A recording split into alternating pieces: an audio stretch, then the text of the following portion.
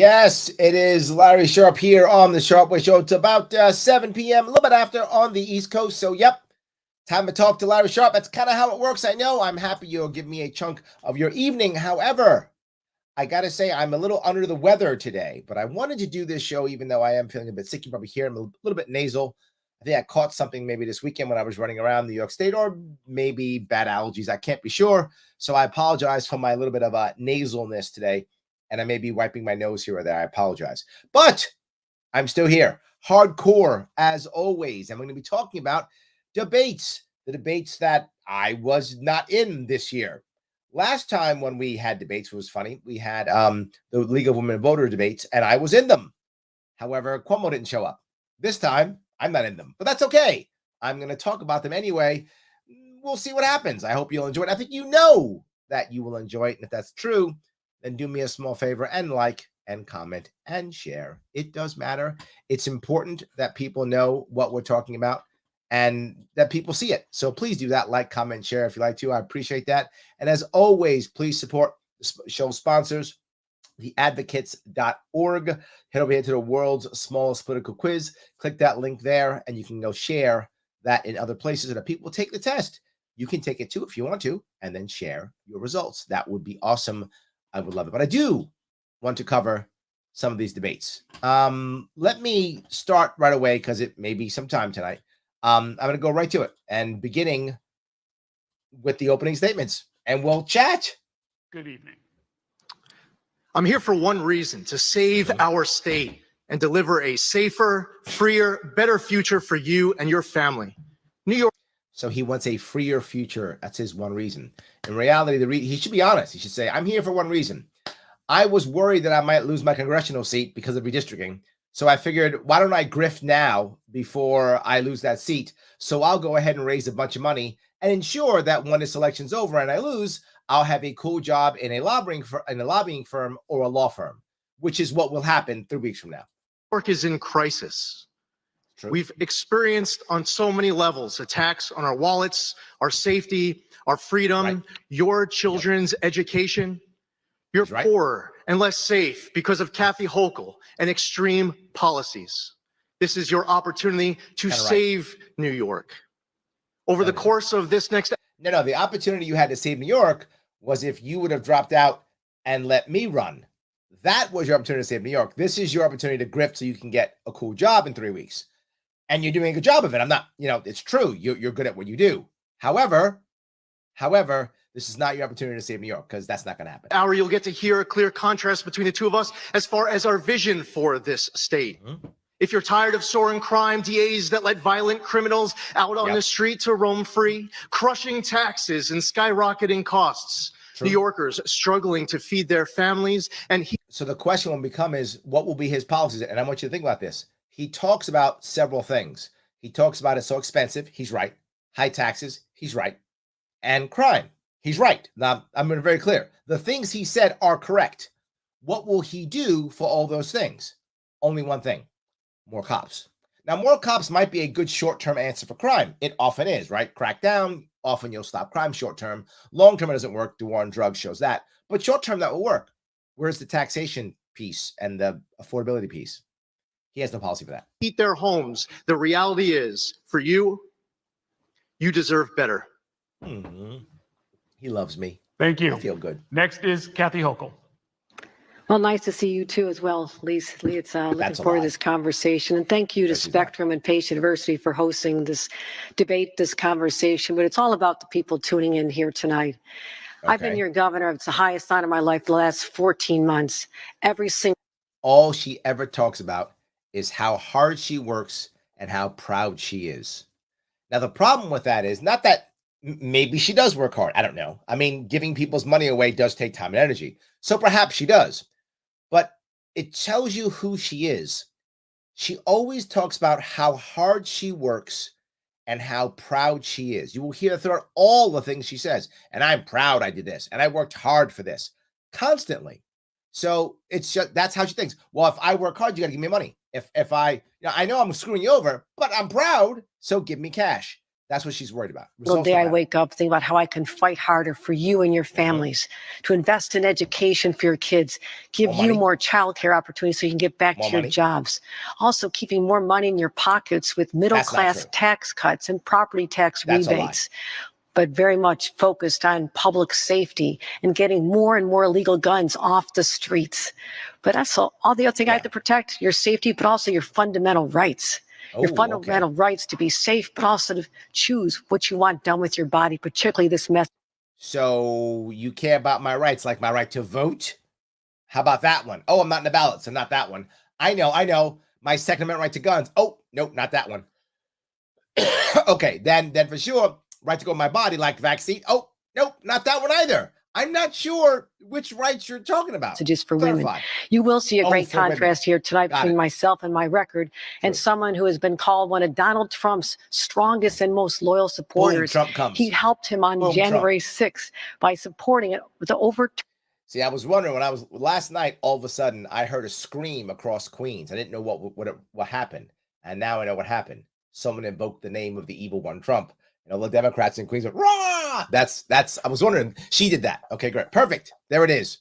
Trump. Turning of an election. He sent text messages trying to orchestrate the big lie, and he opposes sensible gun safety laws as well as opposing a woman's right to choose. That's what's on the line here tonight. I'm looking forward to the conversation. I wish he opposed the gun laws. Like, I wish he did. He actually doesn't oppose the gun laws. He doesn't show up for gun laws. I wish he opposed them. Like, I wish she was right. She's actually wrong. Lee's nowhere on guns. He doesn't show up to them. He doesn't show up to votes on guns when he was in the assembly, nor now that he's in Congress. He doesn't show up on gun votes. I'm not joking. This is a real thing. He doesn't do it. So I guess in theory he opposes them, maybe. But how would you know? I wish he was right. I'd be more impressed with Lee if he actually was against the gun laws. Okay. Thank you, candidates. Our first question is going to go to you, Mr. Zeldin, since you won our drawing this morning. Crime and public safety are one of the top issues in this race. You've promised, if elected, to invoke a state of emergency on crime and suspend several. So he's promised, because he cares about freedom, his words, that the second he's in charge, he will start doing executive orders. Because there we go. There we go. We will swap one tyrant for another. Several laws, including bail reform measures, in order to improve public safety. But our state's Division of Criminal Justice Services, which tracks statistics, says that it's too early to draw conclusions, pointing out that in 2019, prior to bail reform, the rate of rearrests of people out on bail in New York City was roughly 19% and remains statistically the same at around 20% in 2021 after bail reform. That is accurate, right? To be clear, right? The percentage of people being arrested so far is pretty much the same. That stat is true. The problem is they're not being arrested for the same reasons, right? Most people who get out, they miss something, they make a mistake, timing issue. Now they're getting arrested the same day for violence. So the percentage is accurate, right? The moderator is not lying. He's giving true data, but there's a piece here that he's missing. The violent aspect, right? If you go back 2 or 3 years, it wasn't as violent. They were being rearrested for things like urinating on a sidewalk or not showing up to their court date, things like that. So a little bit different, but the percentage, he's correct, and I think that's a valid percentage. But there's a difference in DCJS. This division, of course, maintains the DNA database, administers the sex offender registry and the missing persons clearinghouse. My question is, if you become governor, would you make policy despite the agency's findings? Well, listen, you ask the will of the people, they want to see reform. Even Mayor Adams says that judges should have discretion to weigh dangerousness. I don't think that if you're 2 Mexican cartel drug smugglers busted with $1.2 million worth of crystal meth, that you should just be instantly released on cashless bail. Now, I'll cover both of these pieces, right? I've said this before. The concept of bail reform is a great concept. I do want things to be fairer. That's not necessarily a bad thing. The way our bail reform was put together was a disaster. And I brought it up a couple of years ago. For those of you remember who've been paying attention to me, I said how bad it was. But no one's talking about the elephant in the room. Why did the legislature let it happen, number one? And then two, Why are the judges still letting people out? I know what he says. They don't have discretion. What if they take discretion? What if a judge says, you're a Mexican cartel guy, likely says, you're just going to commit violence. I'm not paying attention to the law. I'm keeping you in anyway. I am giving you a high bail or no bail. You're a Mexican cartel guy. No, you're staying in jail. What would happen to that judge? Nothing. Nothing. Judges are, you may not like this, but judges are above the law. They are. Nothing happens to them. Nothing. They would just do that. And then somebody would sue or go to an appellate court or something like that, and there will be rulings based upon this, and that would have fixed the law. There is a cowardice in our judges here in New York State, which he won't bring up because he worships them. I don't. He does. Why? He's a lawyer. He's part of the system. And she, Kathy Hochul, is also part of the system. So they won't hammer the two people who are guilty here. The legislature for putting this into play and judges for allowing it to happen. You might go, Larry, they have no choice. Bullshit. The judges do. That's literally their job. Their job is not to follow the law. Read the Constitution. Their job is to interpret the law. Their job is to judge, which is why their title is judge. They're supposed to do that, but they won't. And they just go, I'm going to get rid of bail reform. Getting rid of bail reform is a bad idea. Reforming it's a good idea. And I told you exactly how literally 2 years ago. Focus it on first-time offenders. All these people doing these crimes, they've all been convicted 2, 3, 4, 5 times. Give it to their first guy. He made a mistake. Give him a shot. They won't do it.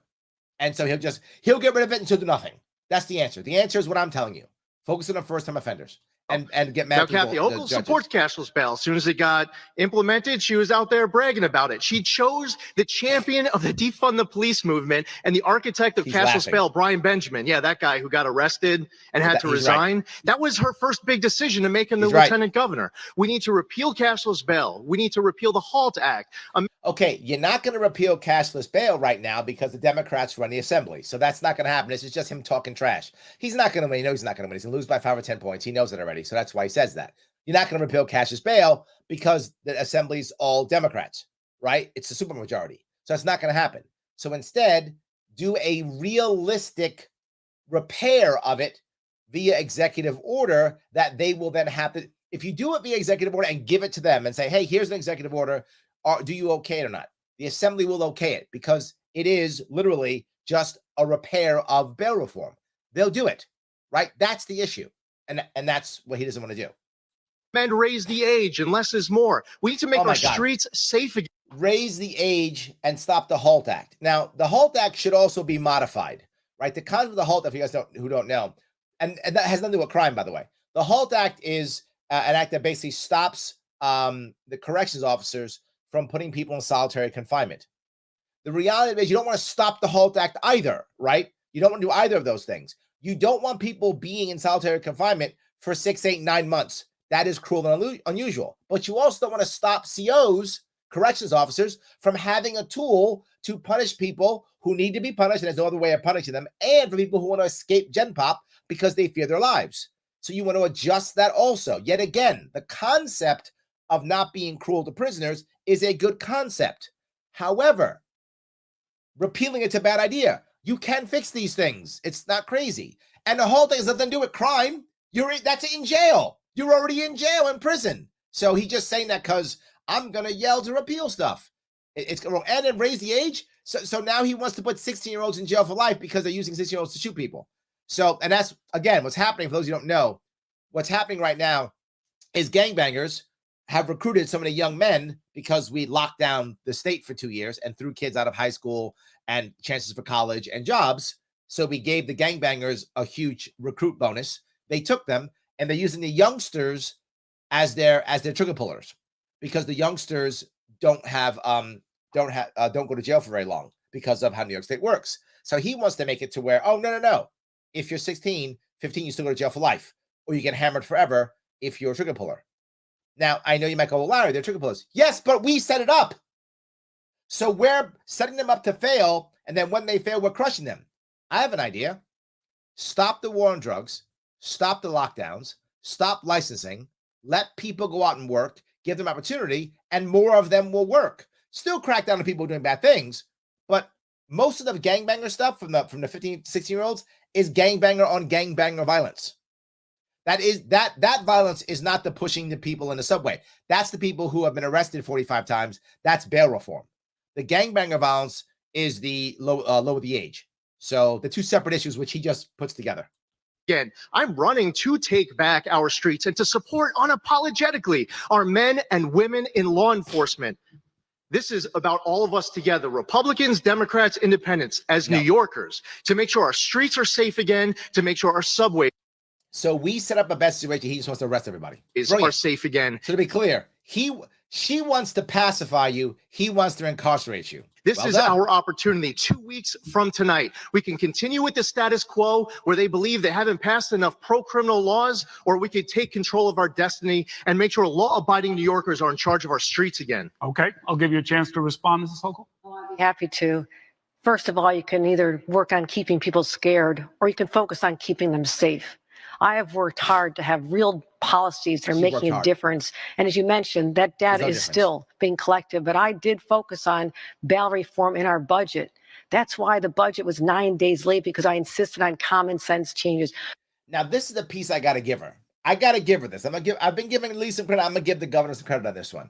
She doesn't back down on the bail reform. I mean, I got to give it to her. I thought she'd back off. She's like, nope, no. No, I'm surprised, but yes. Wow. I guess I'll give her, look, she didn't back off. I think she's wrong, but I'm going to give her credit for just, no, this is bail reform, to hell with you. Okay. I'll give her that at least. But there is no crime fighting plan if it doesn't include guns, illegal guns, and you refuse to talk. Completely wrong.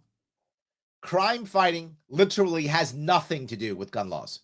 And the funny part is, if you remember the Democratic debate, Jumaane Williams literally said that the 10 laws she passed, yes, she passed 10 gun laws this year, 10 new gun laws in a state that already had the strictest gun control in the entire country. She made some illegal guns illegaler. I'm not joking. So now this gun is more illegal. That's what she did. Jumaane Williams, who is left of her, he said these gun laws will do nothing. So she's done absolutely nothing, 100%. Talk about how we can do so much more. You didn't even show up for votes in Washington when a bipartisan group of enlightened legislators voted for an assault weapon ban. I mean, we lost another child and a teacher yesterday in St. Louis because people will not support what I was able to get done here in New York. And that is. Yeah, see, there's this. She's right. I mean, I give her, she's right. He didn't show up to any of the gun law votes. You guys who are conservatives, if you're watching this, and this is what I think is so funny, so many conservatives are like, well, we got to vote for Lee because he's not her. He's not a conservative. He won't even show up to gun law votes, not in Albany nor in D.C. When he was in the assembly, he missed the SAFE Act. He missed all of them. And then in D.C., he missed all of them too. He doesn't show up. I wish he was more anti-gun, more pro-gun and more anti-gun laws. I wish he was. He's not. And it's on purpose because he's wishy-washy so that he can try to just stay in power. That's it. Terrible. Oh, you guys are going to give me a lot of chat. Let me grab some of the chat here. So Shelley says, Jumaane Williams should have gotten the nod. Well, at least he's Jumaane Williams is a true believer, right? I think he's wrong, but he's a true believer. Right, that's one thing. He really believes socialism is the answer. He really believes left is the answer. I mean, he does. That's true. I'll give him that. I think Jumaane Williams is an honest player, even though wrong. He's an honest player, though. Ronnie says, Dems have had the governorship on lock since 2006 for really no good reason. The Republican candidates just have been no names who don't even try to win. They can't win, Ronnie. The state is going bluer and bluer and bluer. I think that's the key. Danny says, no crime fighting plan unless it includes disarming law-abiding citizens. Exactly. Thank you. Yes, she keeps New Yorkers safe by disarming New Yorkers. How historically stuck on stupid is that? Oh, Danny, so good. My dear, so good. Yes, I love that. That's very good. Yeah, that's how you do it, I guess. Exactly. So let me grab a couple more that you guys are talking about this. Let's see here.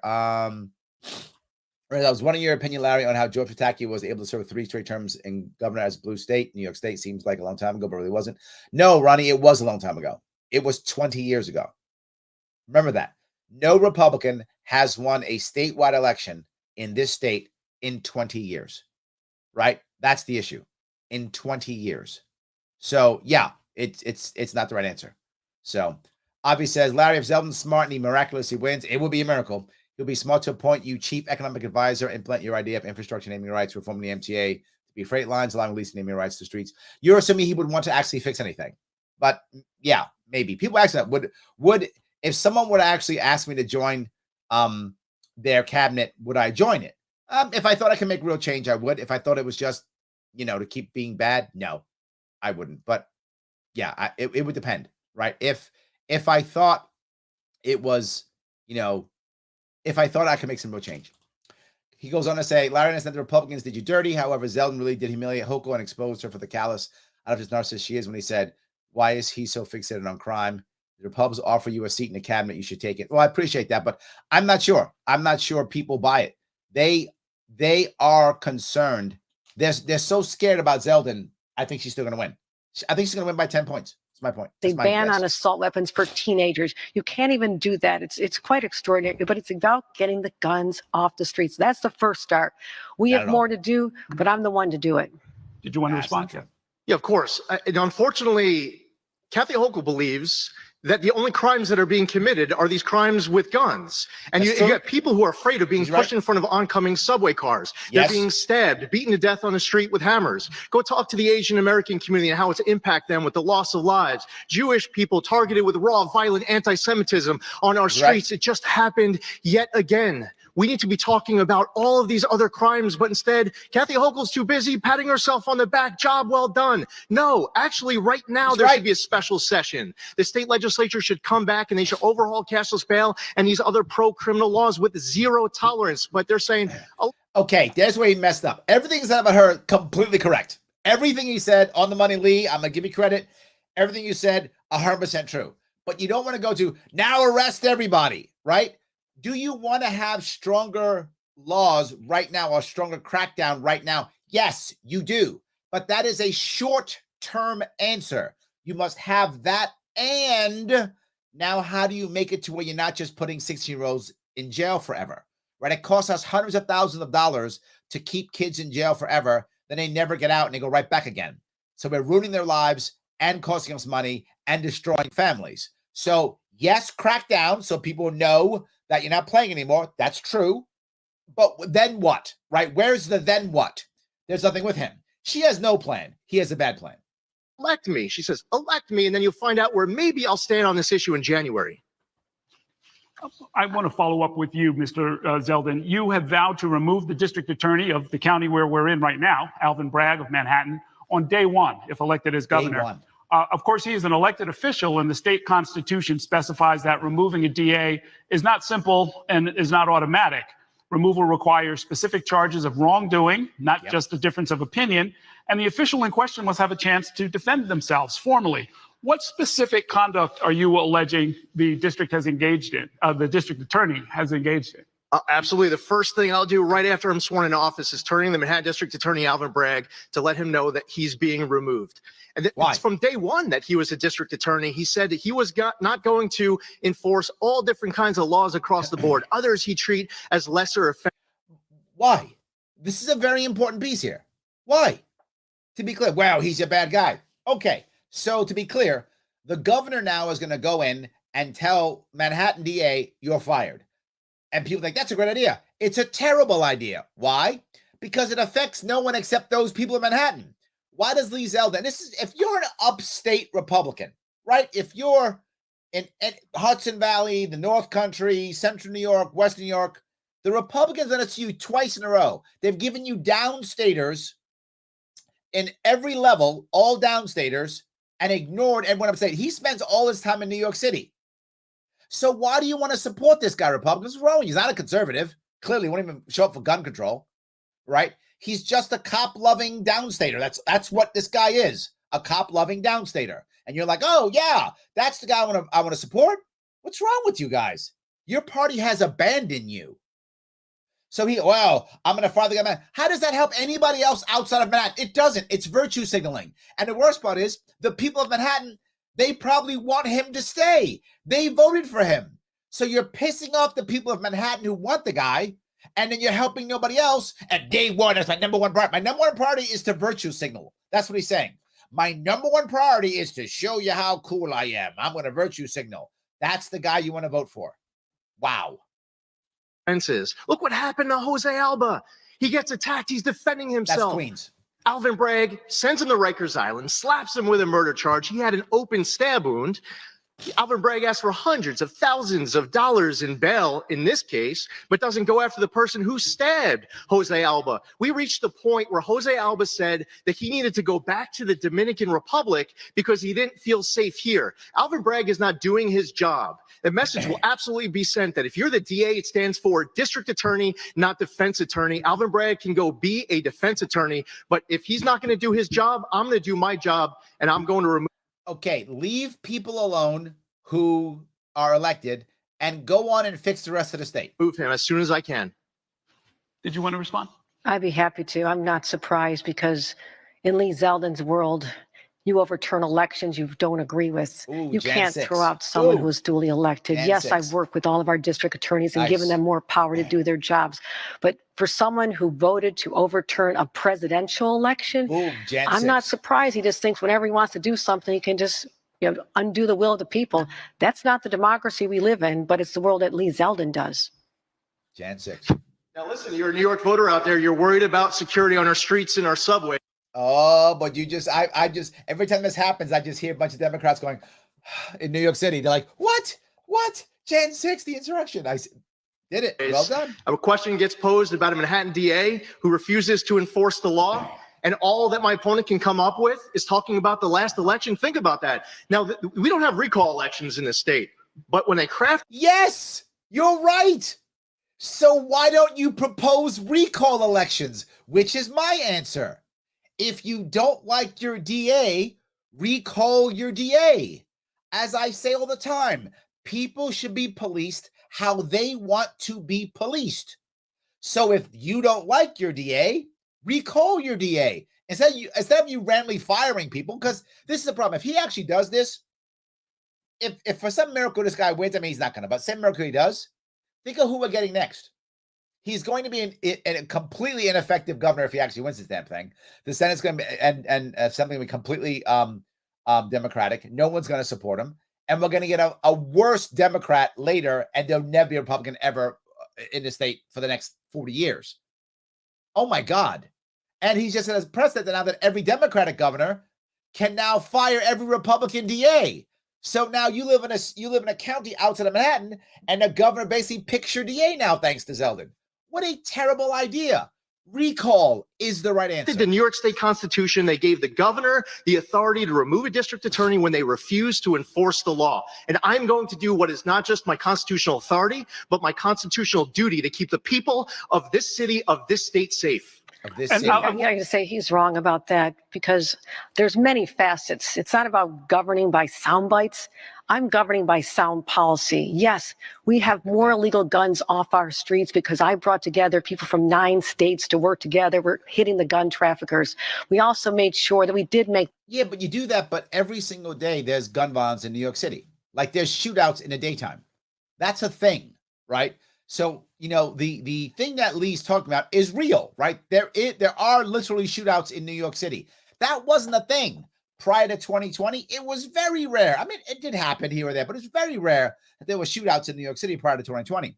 So how do all the guns get in there? The black market. How'd the black market grow? Gang violence. How'd the gangs grow? You provided everything required during the lockdowns, which no one will take responsibility for. That's why this happens.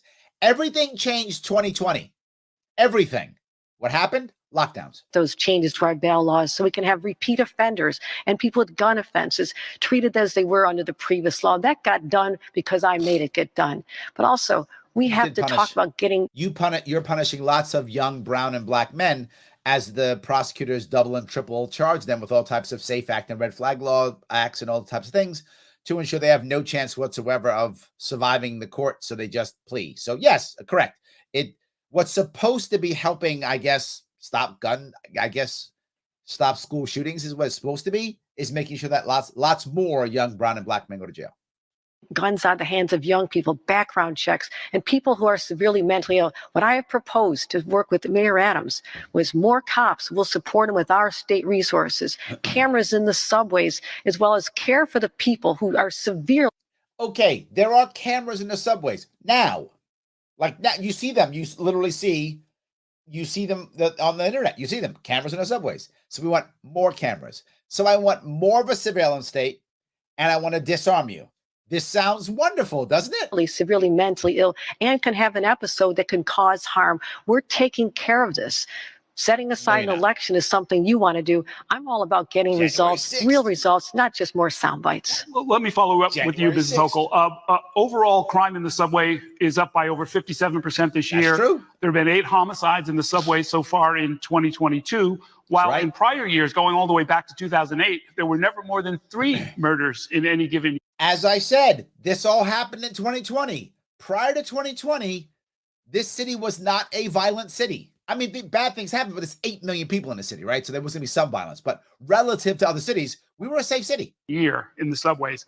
And as you mentioned a few days ago, you and Mayor Eric Adams announced a plan for an expanded police presence in the subways, along with more security cameras, 50 new treatment beds for the mentally ill. But given the dimensions of the problem, what is your message to New Yorkers who are frightened for their safety and believe the latest initiative is too little too late? No, I understand the fear. I walk the streets of New York City every day. I've taken the subways. This fear is real. There's facts that talk about statistics, which make a different case, but I'm also dealing with real human beings who are anxious about their kids getting on a subway or going to work. I understand that, but that was not my first time teaming up with Mayor Adams. We were together literally January 6th, not that January 6th, but January 6th the following year. When Eric Adams was brand new as governor, as mayor. Now that was a good one. I got to give it. That was a good one. Not that January. That was actually a good one. Well done, Kathy. You get a point for that. Nicely done. I said, let's go to the subway together. Let's work together. You never heard that before. She's like, let's go to the subway together. But you telling me you went without armed guards? You just went hanging out? Just you and Eric Adams just went hanging out without your armed guards? Stop. I would feel totally safe in the subway if I've got 2-3 armed guards with me. Yeah, I'm good. Wearing my my bulletproof vest. I got 3 goons with me with guns. I'm feeling real good. Of course. Shaq's like, I just went there by myself. Stop. That's not what happened, right? Come on. It's not what happened. So yes. Let me grab a couple more of these. Paula says, Hochul looks like she knows she has it in the bag. She does. Right. And how do I know that she has it in the bag? Or at least her team believes so. Because I'm not on the debate stage. I'm not joking. If she was afraid in any way, she would have added others to take votes away from Lee. That's what Cuomo did in 2014 when he was scared of Astorino. Astorino was probably the closest guy to beating Cuomo. Cuomo was worried. So when he debated, he brought in Michael McDermott. I know because I prepped Michael McDermott. I was his driver, and I prepped him in 2014 to get him ready for that debate. So I wasn't the only guy, by the way. It was me and others. I was part of the team that prepped him. We prepped him for the debate. So yeah, that actually did happen. So I'm not there. She's like, I don't need Larry Sharpe. I got this one. I think you are correct. She does feel that way, 100%. So BV now says no one should be released on bail, cash or cashless, for crimes that should get jail or prison time, like abuse, kidnapping, robbery. Legalize victimless crimes. Yes. No, I'm with you. Look, you want to keep someone in jail, generally speaking, if you think there's a realistic chance that they will flee or realistic chance that they will harm somebody else. Right? Those are the 2 pieces you should be concerned about. Those 2 only. Generally speaking, if someone's the first time they're arrested, generally speaking, it's excuse me, sorry, come down with something. Generally speaking, the first time offender has the best chance of doing the right thing, of correcting their life. But once you've been arrested and or convicted 2 or 3 times, I'm just being forward. The odds of you getting out of the system are slim to none. So yes. Scott says the head of every household in Kennesaw, Georgia is required to have a gun. They have the lowest crime rates. Bingo. Absolutely. 100%. So that's a great point. I love that completely. Yes. All righty. Let me keep going if I could. See if there's any more. Paul says, like, comment, share to keep you 2 weeks out of power. Yes, please do that. You are correct. Governor and a mayor working in concert to support law enforcement. I tripled the amount of money to go to law enforcement. And Lee Zeldin, when he was a member of Congress, didn't even bother to show up for a vote to fund our police officers. He didn't show up to vote for sensible gun safety legislation. He walked off his job years ago to run for this one. And I feel for. I wish she was wrong on this one. I got to give it. This is a very accurate criticism of Lee. And you ask people who are in his district, he doesn't show up anymore. He's become my AOC, right? My congressperson's AOC. And when AOC, her first term, again, I didn't vote for her, not a fan of AOC. I'm just giving credit where credit was due. Her first year, she was here. She busted our rump with that seat. After that, she's not here anymore. I don't see her anymore. She's doing Vogue and she's doing TikToks. She don't care anymore. Lee has done that. Lee already gave up his seat. He walked away from that seat a long time ago. She's right. It's a valid criticism. For his constituents who've been not represented at all over the last year and a half. You know, it's amazing that we're going to be able to go through the entire crime conversation of this debate, and we're still waiting for Kathy Hochul to talk about actually locking up criminals. I mean, people are at home waiting for action to make sure that the handcuffs are going on criminals instead of law-abiding New Yorkers, so that people can go walk the streets of Manhattan instead of having to call an Uber just to go 2 blocks because they're afraid. People who have changed their behavior, they're not riding the subway at the same hours. Maybe they're Jewish, they take their yarmulke off because they're afraid of being attacked. Maybe there is a woman, they tell me these stories of having to hug a pole or grab a guardrail because they're afraid of being pushed in front of an oncoming subway car. There are criminals out there who need to pay the consequences for their action instead of the catch-release policies that Kathy Hochul champions. It is a joke to talk about a crime policy that doesn't include doing something about illegal guns. When you had the chance as a member of Congress to stand with other Republicans who finally said enough is enough. No more school massacres by teenagers. Let's have background checks. Let's have safety checks. Let's do it smart. You were nowhere. To be clear, none of that actually affects any of that.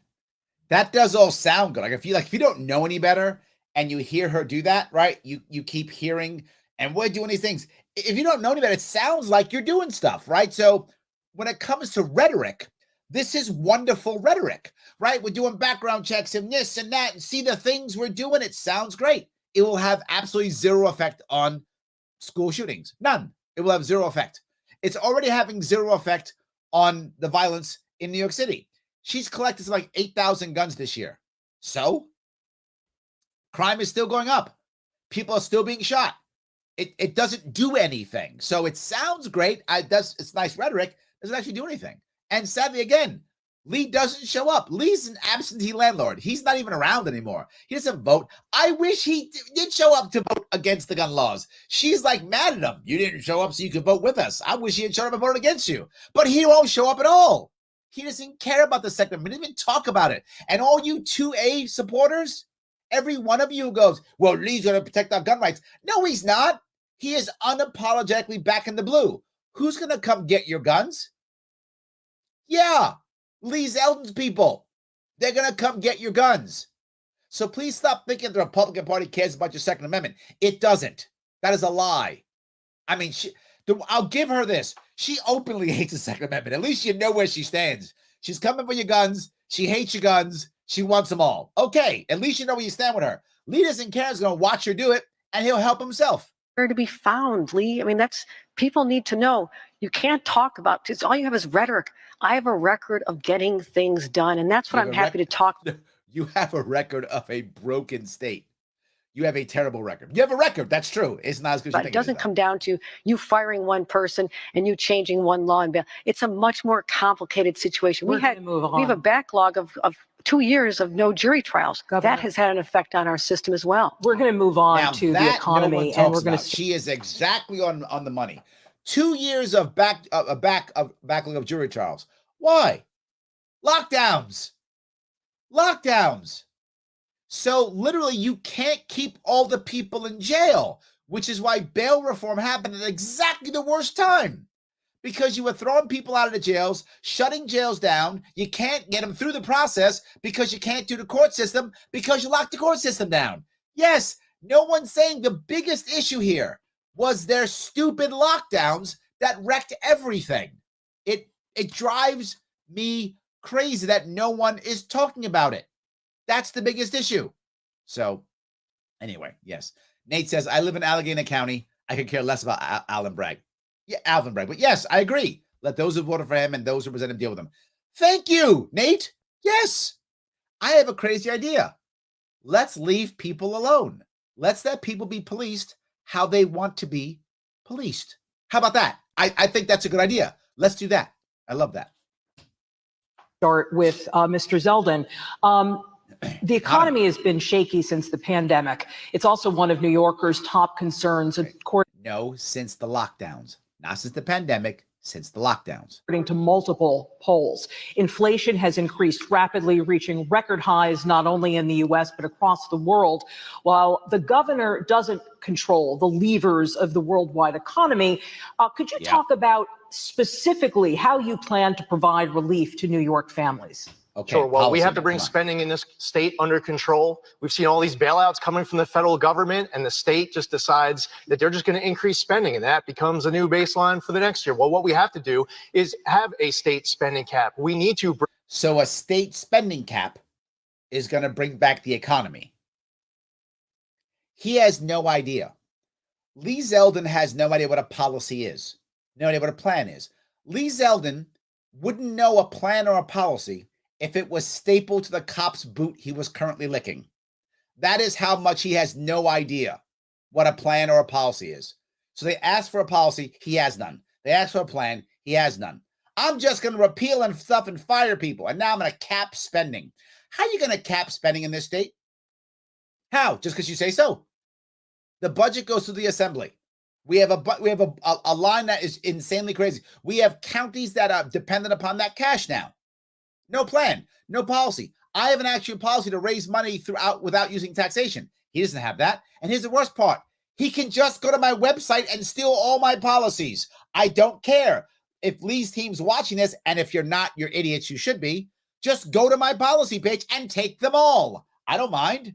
Well, I did it last time. You can do it this time. I don't care. Bring down taxes across the board. We should reverse the state's ban on the safe extraction of natural gas. And if you reverse the ban on natural gas, there are about 14 or 15 counties in New York State, mostly along the southern tier, who could frack if they wanted to.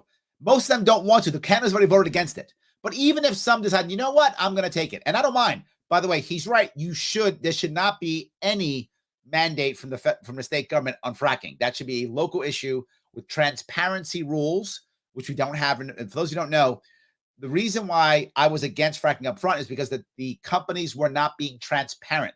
They were hiding behind intellectual property laws and intellectual property and saying, I can't tell you what's going to go in the ground because of intellectual property. And I say, no, if it's going into the ground, New York State people's property, you must be transparent with what you're putting in. If you are transparent and the people agree, go ahead and frack. But the people have to agree and you must be transparent. Even if that happened, that would take at least a couple of years before that would rock and roll, at least. So that's nice, but that's not going to stop anything right away. That's at least a couple-year plan. But he doesn't know that. He doesn't care. He's not going to win. Pursue other opportunities to create more jobs and generate more revenue and revitalize communities. I'll just speak like I go, and do this and do that, and that'll make it happen. We'll just revitalize with magic powers, and I'll just speak like this, and you'll think I'm serious. That's not a plan. That's not a plan. How about you decide that within 2 years, you will end the state income tax, or maybe within 4 years, you end the state income tax. Oh, that sounds good. How about instead right away you decide, hey, how about I'll change the cannabis rules to where you can just regulate like onions, bring in new cannabis. How about I'll end the bit license? That's a plan, so that now blockchain comes back into the state. How about that plan? Those are actual plans. How about I decide that if you're a small business in New York State and you decide to sell your product only in New York State, that you are immune from all federal regulatory bodies, making new startups happen easier and easier and faster. How about that? How about if you hire a felon, you pay no state payroll tax? Oh, how about that? All of those begin to actually grow stuff within a year. That's an actual plan. That's actual policy, but you wouldn't know what that is because you don't know, because it's not, staple to your forehead. Should all be able to proudly say that we are living in the greatest state and the greatest country in the history of the world. It's more difficult, though, when your state is leading the entire nation in population loss. Not So a whether it's plan. industry, whether it is like, for example, the people in the southern tier desperate for being able to reverse the state's ban on the safe extraction of natural gas, approving new pipeline applications and more. Generate revenue, bring spending under control in this state. Magically generate revenue, magically, control spending just with no policy whatsoever. I'm talking about leasing out naming rights to bridges to raise money so you don't have to raise taxes. I'm talking about creating an actual fund, which is a separate company, New York State Social Trust, that will take care of schools. I have actual policies to do these. He's just, I'm going to use my magic powers. Bring down taxes. New York is going to be back open for business, baby, January 1st. Because I Thank you. said so. Same question. Look at his face. Yeah, did you believe it? That's, did you believe that? That face right there is, that bullshit I said. Did you buy it? Oh, are they buying it? Yeah. No, we're not buying it, Lee. That was a bunch of sound bites. Wow, I can't believe it. Kathy's right. He's a soundbite guy. It's back for business, baby. Yeah. To Governor Hochul. It's an interesting response. Let me talk about what I've done, but also respond to what we just heard. If you're really serious about helping people, you cut their taxes in middle-class families. I did that this year with the legislature. Okay, you did not do that. That's not true. No, you did not do that. We gave people property tax rebates this year. We suspended the state tax on gas. Yes, you suspended the tax on gas for a bit, and you gave a rebate. That's a short-term, which is nice. I'm not mad at you for that. That's nice, but that didn't solve any problem. Gasoline to help get more money back in their pockets. But the most expensive thing for our families is their mortgage or their rent payments. I have a plan heading into the next session, which is thoughtful. We're going to be able to create up to 1 million new homes so we can help drive down the affordability issue. So the state is going to create 1 million new homes because it's thoughtful. She said it's thoughtful, what she said, not effective. How is the state going to build 1 million new homes? More importantly, why is the state building 1 million new homes? Why is the state building homes? Why aren't regular construction people building new homes? Because the state has to build them, because no one else will build them, because they don't believe people will buy them, because literally thousands, hundreds of thousands of New Yorkers are leaving every year. That's why the people won't build them. The government has to do it. So your taxpayer dollars will build homes now. The government will just do everything now. Just everything. That's her answer. Government will do everything. Issues for families. I'm focused on this, but it's so disingenuous to say you want to create jobs when you as a member of Congress vote against everything that would create jobs. You voted against the infrastructure bill. You voted against, that was bipartisan. You voted against the Inflation Reduction Act that would have brought more money to help protect our environment. You know what we're doing? This is our problem, and we got to figure this out. You guys haven't gotten this. I'm going to give you the actual answers.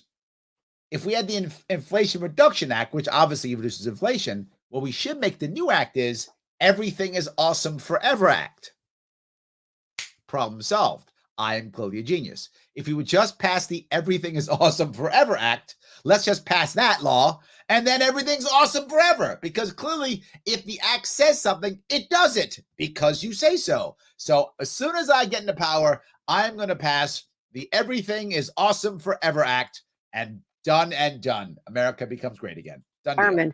You think that, I know you're an election denier, but also a climate change denier. I mean, it's absurd that you live on Long Island and we're talking about the 10th anniversary of Superstorm Sandy.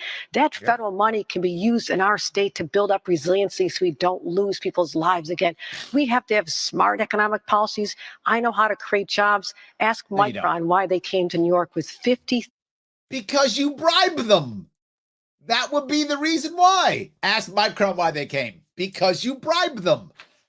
This is not rocket science. You bribe them.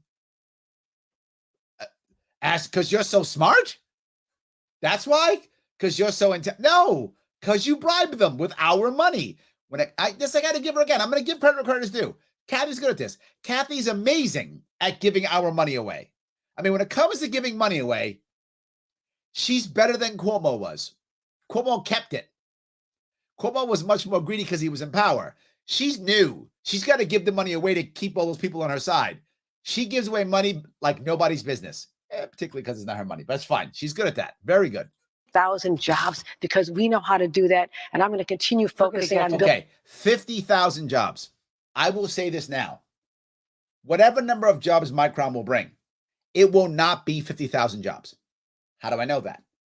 Literally, of all the dozens upon dozens of schemes like this that have come to New York, literally 0 of them have met their jobs promise. 0. Not 1. 0. It never works. And when I say never, there's no hyperbole there. It never works, ever. Ever. They will also not make that number. Whatever number they make, I don't know, it will not be that. It will be less than that because it's always less than that. And they always go, well, it'll be enough that local jobs. It will not be the number of local jobs. They'll bring people from other states in too. They'll do that also. It won't be local. And it will also destroy local business because it always does that too. Yes. So instead of bribing big business to come to us, why don't we make it easier for a small business to grow?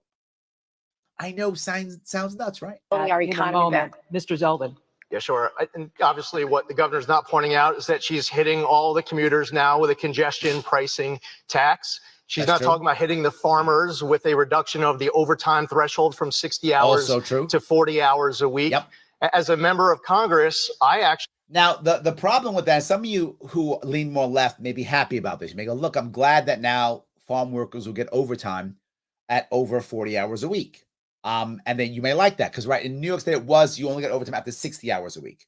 And I go, Larry, that's mean, that's cruel. It isn't. And I know it may sound bad, but a lot of that work is seasonal. So the people who come are happy. They want to come and bust their rumps. They do. I'm not making this up. Ask them. They will tell you. I've met them. This is not me making this up. Many of these people want to come. They come for a seasonal job.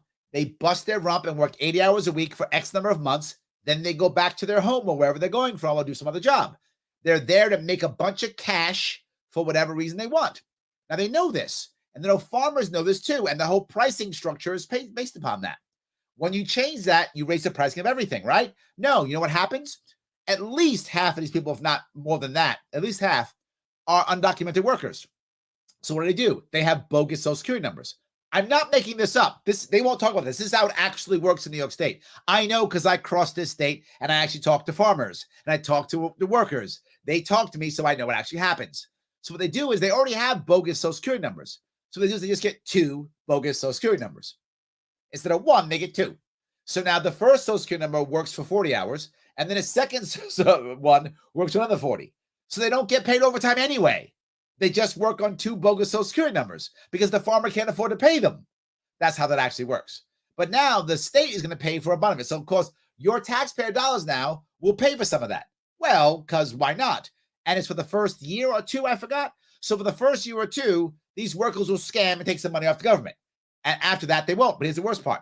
When those workers scam, the money that you supposedly save, we won't save because the government is going to then find their worker police or whatever it is. They're going to start investigating so they can start punishing farmers and workers because that's what they do. Have to validate who they are. Just like when they give all the PPP loans, whatever they did, all those PPE loans, whatever they were, all those loans out. Now they have auditors coming back and saying, did you really do it or not? So they can put you in jail and fine you. So now they will punish the farmers later, 2 or 3 years from now. That's how that will work. Farmers will hate this. That's why farmers don't like this idea. actually helped get the FAST Act passed in 2015 when I first got there. And you know that for all those people in the Long Island Expressway who are tired of hitting all those potholes, all the damage done to vehicles. He's right. It wasn't until just now, just before an election, that they were spending the money that we got allocated in December of 2015, dragging their feet from one industry to the next, regardless of whether we're talking about the east end of Long Island, the southern tier, or anywhere else, those farmers in the North Country and beyond. Kathy Hochul has been failing every step of the way, but that's the rest of the story she won't tell you. Right. Thank you. I will be happy to tell you a response to that. First of all, those infrastructure dollars are supported by votes in Congress. You didn't even bother to vote to help me fill $86 million worth of potholes. He doesn't show up. I mean, he's a bad congressman. So yeah, he doesn't bother showing up. Yeah. So she's not wrong, right? I mean, she's wrong on many things. On this one, she's kind of got people love the LIE now. It's just out there. Southern state. People are so happy to see this done. And I lived there. Zeldin's like, what? You don't live here. I know. I live here. People don't love the LIE. No, they don't. They call it the LIP, not the Long Island Expressway. They call it the Long Island parking lot. So they call it the LIP, not the LIE. And if you live down here, you would know that. but that's what they actually call it. So yes, she's completely wrong. That's absolutely not true. Got it done because I know how to take care of bringing money to the state and spending it wisely on things that people may. Now, you mentioned well, that's true, right? Again, I'm gonna give her credit. She knows how to bring money to the state. She got Uncle Joe to give her tons of money. So you know what? I'll give her that. If you think grifting is a valuable skill set, she's got that. I just don't think grifting is a valuable skill set. But if you do, she does have that. She's right. farmers, I think you might have overlooked our information on how we are absorbing the cost of the overtime for our farmers. They don't Only have for to like a pay year or any two. more. They're going to be the individuals who work for them will be paid more. The state has made a commitment because part of our national security and our economic security is to Yeah. have family-owned farms here in the state of New York. I used to Well, then why don't you help them? They're falling apart tomorrow. Oh my represent the most rural part of our state. I had more farms and cows than communities. And so I understand their needs. And so let's talk about a real record versus the rhetoric of what you would do when you had a chance to vote for your I have to district and respond voted to that against briefly. it. We need to move on Can I to respond another. very briefly, Susan? Real brief. Yep. Okay, first off, the tax credits for the farmers, it's just 1 year. So the Oh, so farmers 1 are really year. Okay. upset because they don't have There we any go. long-term liability. He's right. Lee's totally right. I thought it was 1 or 2 years. It's 1 year, right? Thank you, Lee. You're right. Lee's correct on this one. It's only 1 year. So they do it for a year, but the law stays in effect. So now what are you gonna do the year after? I'm gonna tell you what they're gonna do. More bogus Social Security numbers. That's the answer. The funding projects for the pavement on Long Island Expressway was paid for by the 2015 FAST Act. And right now you have people here in this state who are looking to Albany for leadership, but when billions of dollars come to the state for a bailout, instead of doing the responsible thing and paying off the principal of the unemployment insurance federal loan, instead what you do is have the Department of Labor send all businesses a notice in the middle of the summer that at the beginning of September, the burden is going to get kicked to them because Yes. Kathy Hochul and her allies in Albany won't do the right thing in Albany. And listen, they're desperate for He's right. leadership and they're not getting it. January 1st, they'll have it. Okay. Again, you gonna buy that one? You said that face is, oh, you believe that bullshit? Yeah. No, look, he's right. The problem is he doesn't have a plan, right? He's right. She's a disaster. 100%. Everything he said's correct. She's screwing farmers. Yes, that's true. Okay, but what's your plan? My plan is treat farmers like a small business in every way. Allow them to use their land how they see fit. Not with all these permits that break stuff down, that make them pay a bunch of money. No, stop that. You want to put a wholesale or retail site on your farm? Do it. Why is the government getting in the way? Good luck. You want to sell raw milk? Good luck. You want to go do the things that make sense for you? Good luck. Go do it. You want to have cannabis? Go do it. Good luck. You want to have specialized yogurts if you're a dairy farmer? Good luck. Go do it, man. Yes. And if you do local to support farm to table, to support local farms, small farms, treat them like a small business when it comes to insurance. Farmers pay higher insurance, treat them like businesses, and also for loans. So now they can get small business loans versus having to put the farm up for a loan. Treat them that way. That's how you help small farmers. Lee has no idea what a policy even is. Lee, just have one of your people, I'm sure you don't like reading, but just have one of your people read and regurgitate my policies and maybe no, you don't care. You're not going to win. You don't care. You just did a grift. You're going to be a lobbyist in 3 weeks, so it's fine. Or in some law firm. It's all good. Anyway, so let me just grab a couple of these. Chad says he didn't even vote against the SAFE Act to start with. Correct. He didn't show up. That's correct. And he wouldn't bother. So, yes. Tim says gun control is racism. Yes, and yes, Tim, it is. Not only is gun control unconstitutional, not only is gun control immoral, it is also racist. It's all three. So whichever you prefer, I got you. Whatever you're most mad at, gun control is that. Whichever. You're constitutionalist, it's that. Moralist, it's that. Racist, it's that. Whatever. I got you every way you want to go. 100%. Daniel goes on to say, Chad, Broadway, they are both disgusting and loud with them apart. This is true. Yes. Tim says, at best, Lee is squishy on 2A. Yeah. At best. That's at best. He's squishy on everything, right? He's squishy on everything. No soundbites. How are you, my friend? So glad to have you out here. Hochul's focused on do something vote. Yes. Make people feel like something's happening so they sleep well as she strips rights. Correct. Honestly, Zeldin does the same to lesser amount, but it's a big lie. This is what I was bringing up earlier. Her rhetoric is very good rhetoric, right? If you don't know any better, and I think Michael's exactly right here. If you don't know any better and you're kind of just doing your own thing, and she says, we passed this law and did this and did that and did this, it does sound like she's doing something. It does. So it's a valid point. I mean, and that's what she's working on. She's working on the idea of I'm doing something. But to Jim's point, getting things done equals grifting. Yes, absolutely correct. Yes. So Nate says, Oneida County Sheriff's Office used SAFE Act and ERPO to take people's guns for selling CBD and cannabis. Yes, and Zeldin loves it. Yes, 100%. Yes, right? These laws are being used to take people's guns, right? For any other reason, not for them doing something bad with the gun. Right? Look, if you shoot somebody, threaten somebody, you commit a crime, you rob somebody, that's a crime. I don't have a problem you being punished for that. But just because you have a firearm, how is that a bad thing? Right? Shannon says they were both all for the stupid lockdowns. That's why no one's talking about it. Yes. Thank you, Shannon. They won't talk about it because they were all about it. They were. Absolutely. Yes. Absolutely. Ronnie's on point. Tell him, Larry, stop throwing that stupid word pandemic around. You sickos locked New York down. That's the problem. 100%. They just locked everything down, and people don't want to accept that, right? They don't want to accept that they actually locked the state down, and that's what did most of the issue, most of the problems. Yes. I want to move on. Mr. Zeldin, New York City in particular is seeing record high rents. New Yorkers upstate are getting priced out of starter homes. According to the New York State Unified Court System, there have been more than 150,000 eviction filings this year alone. A lot of that, of course, is the result of the pandemic. What is your plan to ensure that families can access stable, affordable housing? All right, we just talked about this. This was not the result of the pandemic. It was you not letting people open up their businesses and go to work. That's what it was. So please stop pretending. What a pandemic or a virus does is hurt and or kill people. That's what viruses do. They harm and or kill people. That's accurate. That's what they do. They don't lock businesses down. They don't destroy economies. They don't stop people from working. They don't do that. Only governments can do that. So let's keep that in mind. That's the reason why. And what do you believe the state's financial commitment toward affordable housing should be?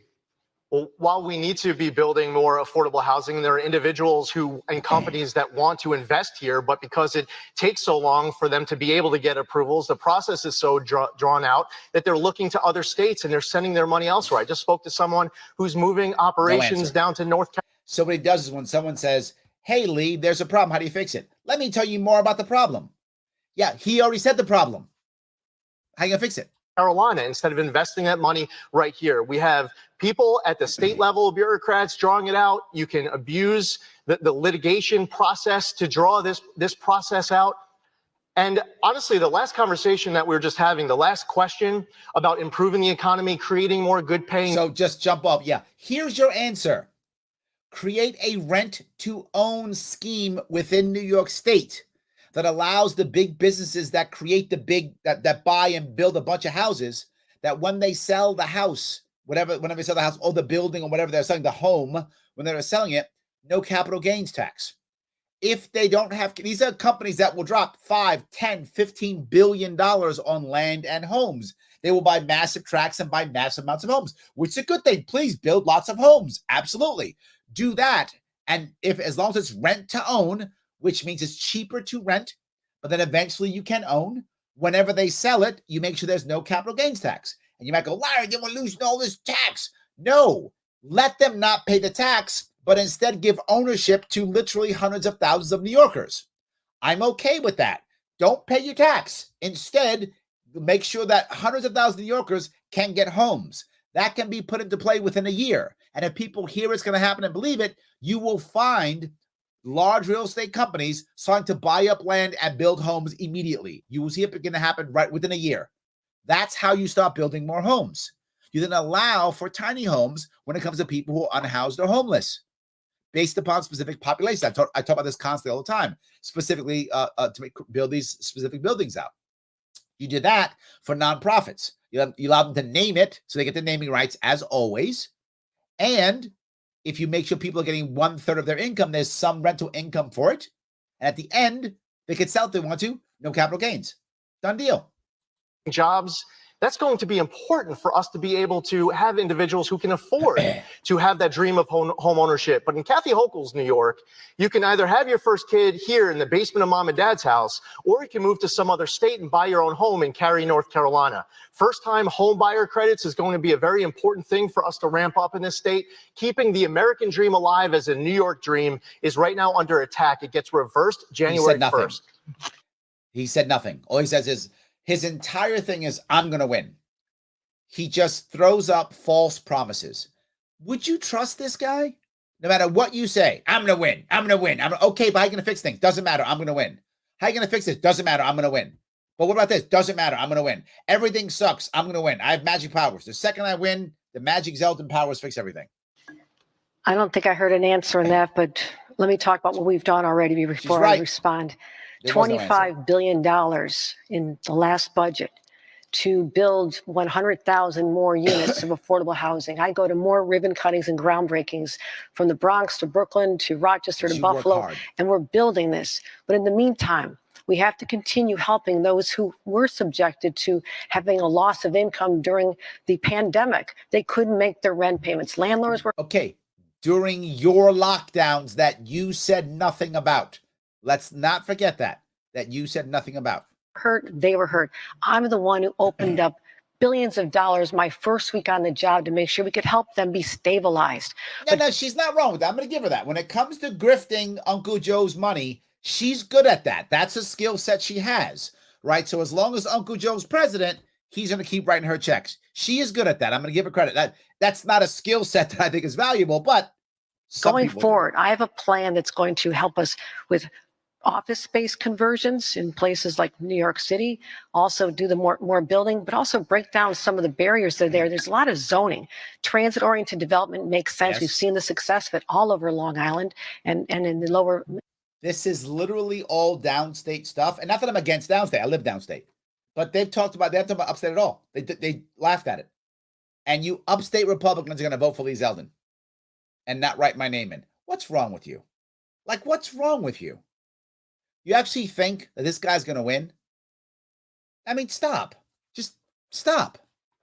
So I'm going to grab a couple more of these. Avi says, Larry, I understand your point about keeping fracking a local issue. However, the energy situation is dire in New York State, and New York State is too woke that on a local level, nobody would accept it and will cost all of us. The happy medium is that we allow fracking and it be done with land leases, and energy compasses are liable. Companies are liable for the damages to the soil. Yeah, the other issue would be insurance. I would agree with that. Obviously, I think insurance is a key piece, but I think the answer is nuclear energy. You put 3 nuclear power plants in the North Country, and there's enough people in North Country, enough areas who'll be okay with it, right? There's areas where people will be happy to have it. They want the jobs. You put 3 nuclear power plants. If people want to frack, they can, but I think nuclear energy is the answer. That's where my head is, right? I think that's the issue, right? I really think that's a much better way of doing it. I think if you do that, that's much better. So, all right. Let's see here. Let's see. I've got a couple more. Excuse me. Jim says the biggest grift ever. It is true. Absolutely. Yes, absolutely. And yes, of course, right in Larry Sharpe. All right. Let me keep going if I can. Mid-Hudson area. And so there's policies that we can talk about, not just it's going to be better on January 1, just wait. You have to have real policies behind this. We're going to move on to abortion. Mrs. Hochul, you say that you support a woman's right to choose and make her own reproductive choices in regards to abortion and contraception. Is there any restrictions around abortion that you would approve of? What we have in New York State is simply a codification of Roe v. Wade. So what has been out there since the Supreme Court, before the Supreme Court, it's accurate. Undid 50 years of progress for women. So women like myself and my daughter would have a right. My granddaughter does not have the same right that I had to make a determination in concert with myself or my doctor if it's after the 6th month. Okay. She's correct in that the codification of Roe v. Wade is what happened in New York State. It's true. Nothing changed in New York State. Well, actually, it got worse. For if you are someone who is pro-life, it got worse in New York State, right? It didn't get better. It got worse if you're pro. It's if you're pro-choice, who cares? Nothing changed. So what she's saying now is not true. The rights that you have in New York State are exactly the same as they were before. Nothing changed.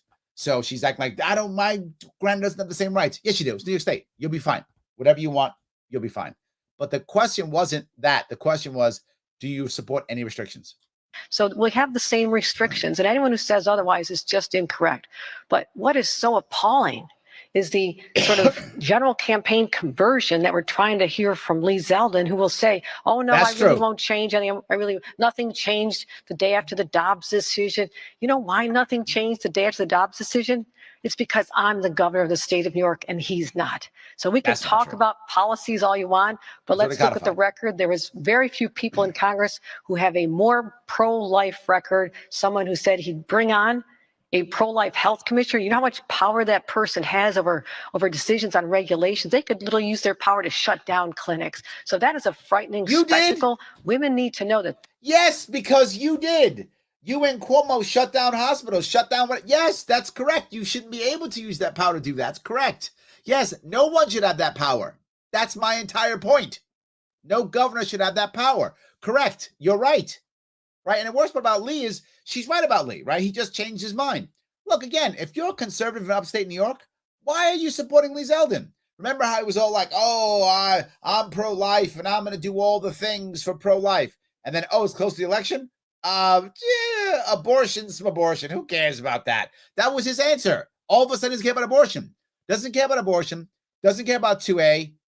So how's he a conservative if you're a conservative in New York State? But you still support him? What's wrong with you? That's on the ballot this November as well. I want to ask Mr. Zeldin, so polls do show that by large majorities, New Yorkers support the right to have an abortion, something that you do not support. You've said that you won't change the state law, but what if a Republican legislature did change the abortion laws? Would you sign a bill into law? Well, first off, watch this, Dodge. There's not going to be a Republican legislature in January, and there's a less than 0%. And there's not going to be a Republican governor either, my friend. The odds are exactly the same. So, yes, you should consider that shit you just said. There's not going to be one. Yeah, you're not going to be a Republican governor either. Chance that Carl Hastie, the Speaker of the Assembly, is going to send me a bill that's rolling back to law in 2019. Fundamentally disingenuous answer just now from my opponent. First off, you asked a specific question, whether or not my opponent supports any restriction at all on abortion. Of course, she doesn't answer it. That's not a coincidence, and she didn't forget. Now, right. What I have stated was that the day after the Dobbs decision, the law in New York was exactly the same as it was the day before. Sure. It doesn't matter who the governor was the day of the Dobbs decision because it was already passed in the law a few years ago. Here's the reality. Correct. A few years back, New York codified far more than Roe. What he always When we does. woke up the day after the Dobbs decision, the law in New York was exactly the same as it was the day before. He's right. And I'm not going to change that. And also, as far as appointments for all state agencies, my litmus test is that they are going to do an exceptional job. I want the best talented person. See, that's not what he said, though. Remember the stuff he talked about? How he was going to have a pro-life health commissioner. Remember that stuff he said? Yeah. Was he lying then or is he lying now? Does it matter? He would say whatever he wanted to say. Here's the reality. If you care about abortion in New York State, New York State's a pro-choice state. It should stay pro-choice. I never want to outlaw abortion because I wind up punishing poor women. I don't want to punish poor women. I want to respect women. But what can I do? What can I do? I can make less abortions in New York State. How? By making more New York women feel more comfortable taking their baby to term. By making it easier and safer and more legal, because it's kind of semi-legal now, for surrogacy. Make it actually open and legal and easy and cheap for adoption. That's not the case now in New York State. By making contraception over the counter. By having a special fund that comes from big banking that can support a working mom. So a single mom. So the mom feels comfortable, that a woman feels comfortable taking her baby to term. Our best defense against abortion is women choosing to not have them.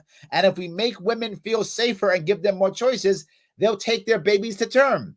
How do we know this? It's already happening. It's already happening. I'm not joking.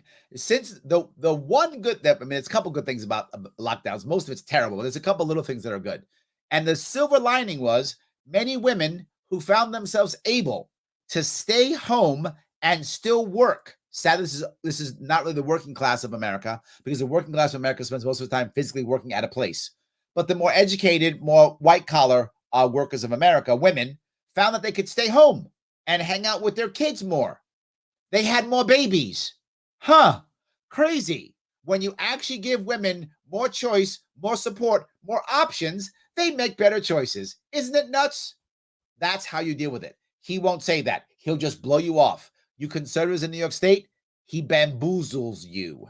That's what he does. And you keep voting for him on a conservative line, rewarding conservatives for their bad behavior. Not shame on him. He's shown you who he is. Shame on you for supporting him. For Shame all on you. agencies. I don't want the state liquor authority extorting, people, or DEC extorting people who are trying to apply for follow-ups, or they're not wearing a mask when they're answering the door at their restaurant. My litmus test for all state agencies is that they are the best qualified person, period. Mr. Zeldin, you have not committed to maintaining state funding for Planned Parenthood.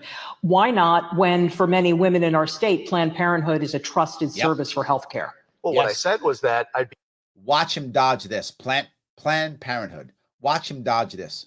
be working with the legislature, and I'm sure Carl Hastie will come to the table wanting a funding level for whatever his priorities might be across. No funding for Planned Parenthood, not from the state. Planned Parenthood has every right to exist as a nonprofit. And if you want to give your money to Planned Parenthood, you may. And if you like it, you should. It's your money. Do what you feel is appropriate. However, taxpayer dollars should not be going to Planned Parenthood, period. Should not be going. No. The answer is no. If you want to do it, write a check. It's your money. Do what you feel. No taxpayer dollars. That's what he should be saying. That's what I would say. He won't say it, but you conservatives will back him. Look how wishy-washy he is. Look at what a swarmy guy he is. He backed out on the Second Amendment. He backed out on abortion. He backed out on Planned Parenthood, and you conservatives will still back him. And you will still back him. What is wrong with you? Shame on you, not him. He's showing you who he is. And you're like, well, I'm gonna take my vote from on a conservative line. How stupid is that? You are rewarding bad behavior. He's not going to win. He's going to be a lobbyist in 3 weeks, or he's going to be in a law firm in 3 weeks. And you're still going to be suffering in this state like I am. You write in Larry Sharpe, you guys. What's wrong with you? That's the right answer. This is not the right answer. What's wrong with you? You Democrats, Kathy Hochul, how's she helping you? Does she have a plan for public housing like I do? Does she have a plan to help with co-ops like I do? Does she have a plan to support moms like I do? No, she has no plan for that. So you're a Democrat, she's hammering you, and your friends and family are leaving. You're a conservative, he just turned on you, put a knife in your back. He's put a knife in your back. You're like, okay, I'll still vote for him anyway. These two people don't care about you. Remember something, both of them have been in government for at least 10 years. Both of them, like over 12, both of them. In New York State, at the federal and a state level, and her local level. Every problem you hate about New York, they're responsible for it. And they're your only options. Unless you write in Larry Sharpe. That's all I'm saying. Good morning, everyone. Sorry about that. I gotta go back. I apologize. Hold on. I gotta pop that back real fast. Got me all excited, you guys. You got me all excited and angry. So that's your fault for getting me all excited.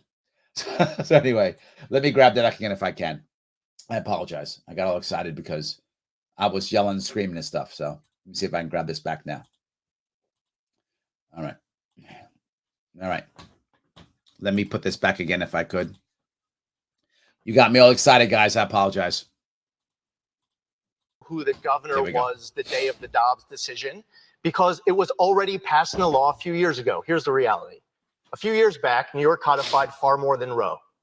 When we woke up the day after the Dobbs decision, the law in New York was exactly the same as it was the day before. And he backed off. And I'm not going to change it. She's going to ask that question. And hold on. Come to the table wanting a funding level for whatever his priorities might be across the board on all sorts of different issues. I've heard from New Yorkers who say that they don't want their tax dollars, for example, funding abortions for people who live 1,500 miles away. Then that's what my point is. It doesn't matter if it's 1,500 miles away or not. Taxpayer dollars shouldn't be paying for abortions. Done. I don't care if it's across the street, whatever. It doesn't matter. That shouldn't be happening. From here, what's important is the will of the people, and we have to listen to what New Yorkers want. And I've actually heard from a number of people who consider themselves to be pro-choice, who are not happy hearing that their tax dollars are being used to fund abortions many states away. And Yes. listen, that's the priority of my opponent. I get it, but the will of the How people wishy-washy is this, though? It's that I've heard embarrassing. from, they're not happy about it. Lee, you can't run from your record. You're the only person standing on this stage whose name right now, not years past, but right now, is on a bill called Life Begins at Conception. You did that now. Yep. So I don't know how you think that people aren't going to notice your past record and the fact that your name was on the amicus brief in support of the Supreme Court decision to overturn Roe v. Wade. The day after Correct. it happened, you applauded it, said, what a great victory for life. That wasn't that long ago, Lee. People are paying attention. You can't say, oh, it won't happen under me. A governor has a lot of power. You even said how on the first day you're willing to suspend laws. How do we know you won't do it then? I don't trust this. Women don't trust this. I think he's right. I'm trying to respond to that. It is, real briefly, please. Yeah, I mean, listen, I stated that the first day that I'm in office, I'm going to declare a crime emergency and suspend cashless bail and these other pro-criminal laws because. So you went into pro-criminal. This is abortion. You are just changing your mind because you're wishy-washy, right? Because you're wishy-washy. You're not going to win. People see it. And this debate's going to kill him because what most conservatives like more than most Democrats. Democrats like rhetoric. Most progressives like rhetoric. It makes them feel good. It's true. If you lean left, you probably like it. It makes you feel good. You like that. I get it. If you lean right, you probably like strength because most people who lean right prefer strength. Most people who lean left prefer good rhetoric. I like it. Most people in New York City who were Trump supporters or on the board of Trump, they hated his tweeting because Trump's rhetoric was not good rhetoric, and they hated it. They would say all the time, I wish he'd get rid of his phone, right? I get it. That's who you are. So you've got to have good rhetoric and good policy, and you got to show strength. That's not easy to do, and these people can't do it. And Lee is bad. He doesn't show strength. He shows false strength, like, I'm going to win. I'm going to win. That's just being blusterous. But now he's wishy-washy. He's not standing for what he's saying. I'm going to give Kathy this. Kathy's standing strong. I think she's wrong, but she's not backing down. She's like, yeah. Abortion is for everybody. She's just like, yeah, she's not backing down at all. That's where she is. And at least she's doing that. I mean, I guess. Anyway, so yes. The Razor says, run on the Republic. I think he means Republican. That's the problem, right? Running as a Republican, you can't win this state. It's impossible. That's what I've been saying for years. It's been true for 20 years. It's still true. As I mentioned Utah. In Utah, you can't win as being a Democrat. So what they do, the Democratic Party got smart, and they backed a non-Democrat. They backed McMullen. McMullen might win in Utah. He may not. But the last time a Republican ran in Utah, Mike Lee, he won by 40 points. 4-0, not 1-4. Now it's tight. If Mike Lee still wins, it'll be 5-10 points, right? If he still wins. So not going to happen. Last time it was only 25 points here in New York State. If they would have backed me, which is what I told them to do, if they would have, they didn't. I would have won the Republican primary. I would have had an L, an R, and a C, and an F all by my name, and I'd have won this damn thing. I would have been your governor, Reza. Instead of the Republican Party and Lee Zeldin made sure Kathy Hochul was going to win. So if you're annoyed at Kathy Hochul, the guy you should be looking at is the guy Lee Zeldin right now. He's the one who made sure that was going to happen. And Nick Langworthy, who's the chair of the Republican Party. Nick Langworthy and Lee Zeldin, they made sure that Kathy Hochul was the next governor. So be mad at them. So Kyle says, damn, Larry's tired of this nonsense. Don't blame him. Yes. Just, yes. You're right. Avi goes, well said, Larry, regarding Planned Parenthood. Yes. Assuming it needs to exist. Why do my taxes subsidize abortion, which is a morally fuzzy thing? Yes. If leftists love it so much, let them fund it through their own benevolence. Yes. Thank you. 100%, Avi. That's it. Yes. 100%. You like it? Write a check to it. I'm not against you. Your money. Do what you want with your money. If you think that's the right spot for your money, do it. Write that check. I have no problem with that. You do what you feel is right. I have no problem with that at all. Absolutely. So, your money. There is a crime emergency. My opponent thinks that right now there's a polio emergency going on, but there's not a crime emergency. Different priorities that I'm hearing from people right now. They're not being represented from this governor, who still, to this moment, we're halfway through the debate, she still hasn't talked about locking up anyone committing any crimes. Okay. God, it is Anyone all who about commits a that. crime under our laws, especially with the change they made to bail, has consequences. I don't know why that's so important to you. All I know is that we could do more. Well, when I say we that could we do should more. remove Excuse me, I'm speaking. Sure, go ahead. We could do so much more. Whoa. if there was a Fuck, she like that. nationwide ban, but certainly a state ban on teenagers being able to get guns, assault weapons. I mean, Well, she just backhanded him. See that? I'm talking. Wow. that's what happened in Buffalo. A teenager walked into a shop and was able to buy an assault weapon, the kind you use on military battlefields. It happened just yesterday in St. Louis. When are we going to start talking about the crimes that are the most frightening? And that's murders and shootings, which across this country are down about 2%. New York State, because we've worked so hard on this since I became governor, they're down 14%, down 18% on Thank Long you, Mrs. Island. Hochul. I don't know why it's just so hard to articulate what needs to get done. When you have a district attorney refusing to enforce the law, stand up. When you were asked about the Jose Alba case, all you do is stand up for cops. That's it. Look, I'm not anti-cop. You guys know me. I'm not anti. My father was in law enforcement. I'm not anti-cop. But man, that's all this guy cares about is cops. That's it. Wow. That's it. There are other things besides cops. I get you love cops. I get it. You worship cops. I got it. Good, man. Worship them. I'm fine. But there's other stuff in the state besides cops. There's other things besides crime. Crime does matter. Absolutely. And she is dropping the ball completely. And I'd like to pay my bills. And I'd like to be able to go to school. And I would like education to be much better without having to get masked up and getting punished. All those things. This guy is just like, cops, cops, cops. Wow.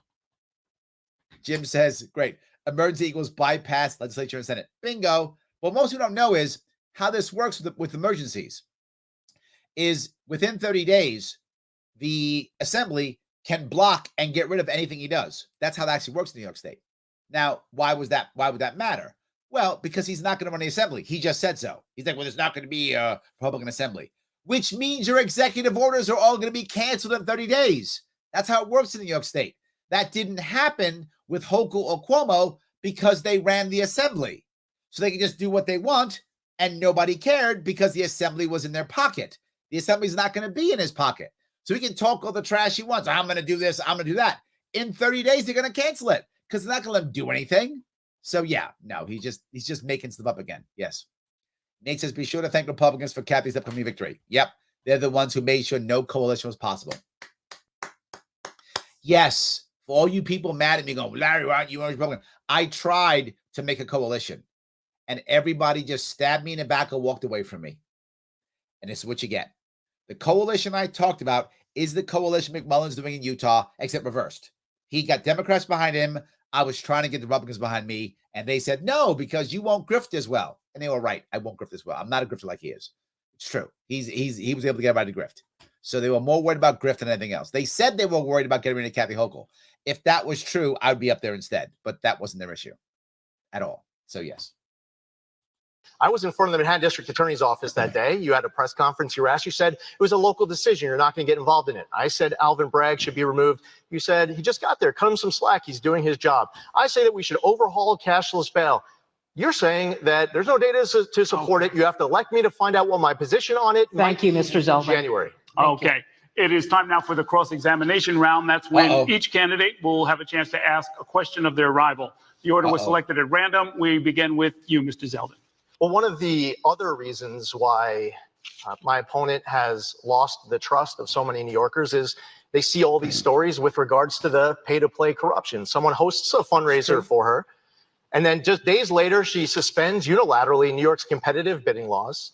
Digital Gadgets, that company, makes a pitch to provide COVID tests they don't even make for a contract that was no bid that would have been worth over $600 million, paying far more, twice the price of what California paid. No record that she went to the company to negotiate a better price, so the company that actually manufactured the test. This is just one of many examples. So what New Yorkers want to know is what specific measures are you pledging to deal with the pay-to-play corruption that is plaguing you and your administration? I don't accept the premise. There is no pay-to-play corruption. That's a lie. A year ago, just over a year ago, we had a crisis where my responsibility to protect children and get them back in schools when Omicron hit. Remember how terrified we were of Omicron? How you were. Schools You had been were. shut down a long time. I told my team, you go out randomly and shut find down. every single test kit you can find. This was early on. We were hit harder than other states like California that didn't deal with it till later. I did everything I could in my power to get the test kits. I'm Everything glad you I do. did, because hard. we got the children back in school in New York and they didn't go back in many other places. There has never been a quid pro quo, a policy change or decision made because of a contribution. Now, what worries me, though, is the fact that you have one billionaire donor who's given you over $10 million, one person. Is this your Now, question, Mrs. No, I'm answering his. I need that person. I already answered his question. There's no pay-to-play corruption, and the policies are, we don't do it anyhow, so why would I change? We're going to make sure we have Yeah. internal controls. Her We question- have them yeah. now. They've been in place. But I just want She answered this question by going, I'm not doing nothing. I like my pay to play. That was her answer. This guy, Zeldin's got a guy who gave him $10 million. I need to know that guy. I'm calling him next week. I need that guy. That's what I need. Wow. and if you're going to talk about unseemly circumstances, how does one person get away with giving you $10.5 million in your election? And that's not my question. My question is this. If this is my question time, Yeah. I got a real simple one. This is a yes What a or no. scam. We'll move right on. Uh-oh. Yes or no? Okay. We know it's going to be, don't we? Is Donald Trump a great president? Donald Trump. I worked closely with him on a Yes or number no? of important Yes or no? policies. He's And I- allowed to have a minute like you. And I believe that from our work to combat MS-13 on Long Island, our work. See, no. Again, Lee, why are you dodging? This is not the way you deal. Either, you know what? You look at the two better people who would have been here than him would have either been Harry Wilson or Andrew Giuliani, believe it or not, because Harry Wilson doesn't like Trump, never liked Trump, openly didn't like Trump. He's just like, I don't like Trump, would have said it publicly, didn't like Trump, wasn't a big Trump supporter, didn't like Trump. You can't turn Harry Wilson to Trump, right? So that's one. Or Giuliani, who is all about Trump. He'd have been like, yes, Trump was the best president ever. Here's why. Boom, boom, boom, boom. Either way, you win. He has to go wishy-washy. Just jump on one side or the other. Or, I mean, I knew they turned him into Trump, and now he's dodging. And to be forward, you didn't know this question was coming? I knew this. I said this was going to happen days ago. I said he's going to turn you to Trump January 6th. I said this months ago. This was going to happen. Months ago, I said it was going to happen. And you're not ready. If your team is watching this show, I know you're not watching, Lee, but if your team, any of your team is watching, shame on you for not prepping him for this question. Shame on what a crappy team you have for not caring about this question. You should have prepped him for this. It's embarrassing. If Harry Wilson would have been here or Giuliani, the questions get asked because Harry would have been like, I never liked Trump. The hell with that guy. And Giuliani would be like, yes, and here's why, and would have listed 25 things. Absolutely. Now he's listing things he worked on, but he's not saying that he's not answering the question. To secure a $2 billion electron ion collider for Brookhaven National Lab and all of the many decades of jobs, not just for the construction, but the research will be humanity-changing research, whether it's our work to secure the southern border, strengthening the U.S.-Israel relationship, moving the embassy in Israel from Tel Aviv to Jerusalem, getting the Abraham Accords pushed, maybe the effort to go after the Iran nuclear deal, which was fatally flawed, and fortunately he stopped it. When it was the pandemic that hit, and I was picking up the phone, and I got PPE here, and we're getting the approvals for the semi-automated testing, the public lab testing, the private lab testing, bringing the USNS Comfort up to New York, bringing the Javits Center online. All of that work is our job. Thank you, Mr. Zeldin. I would take that as a resounding yes, and the voters of New York do not agree with you. Thank you. It is time now for our lightning round, where each candidate will answer our questions with a real brief yes or no or short response. And we're going to begin with Kathy Hochul. This is a question we've asked in our past debates. Do you want to see Joe Biden run for re-election? Yes, I do. He has delivered for the people of this country in ways that we... Look, Biden's a terrible president, but at least I'm going to give it to her. She sticks to her guns, right? I mean, I know a lot of you don't like her. I don't like her either at all. I think she's a terrible governor, but she sticks to her guns. She actually shows more strength than Lee does. She's like, nope, Biden's my guy. Nope, all in an abortion. Nope, I'm staying on cash bail. No, she is like, this is who I am. That's how it works. I disagree on everything she says. But she's showing strength. Lee's wishy-washy. Watching me wishy-washy on this too. Still don't know the benefits. The Inflation Reduction Act, the infrastructure dollars that Lee Zeldin voted against. Thank God they showed up here. So yes. Okay. Do you Wow. want to see Yes. Donald Trump run for president in 2024, Lee Zeldin? Not even thinking about it. I'm focused on 14 days from today. Oh, look at her laughing. What are you doing, Lee? Just come up with an answer, man. What are you? Oh, I'm not thinking about it. Shut up. Shut up. You are such a weasel. You're such a, oh, what a wet noodle. Why did they pick this guy? I mean, she's horrible. She's terrible, but Cuomo picked her, so I get it. But at least she's showing some strength. Well, I can't even say anything good about her. I can't stand her, but I'm saying wow. Lee, I'm mad at you now.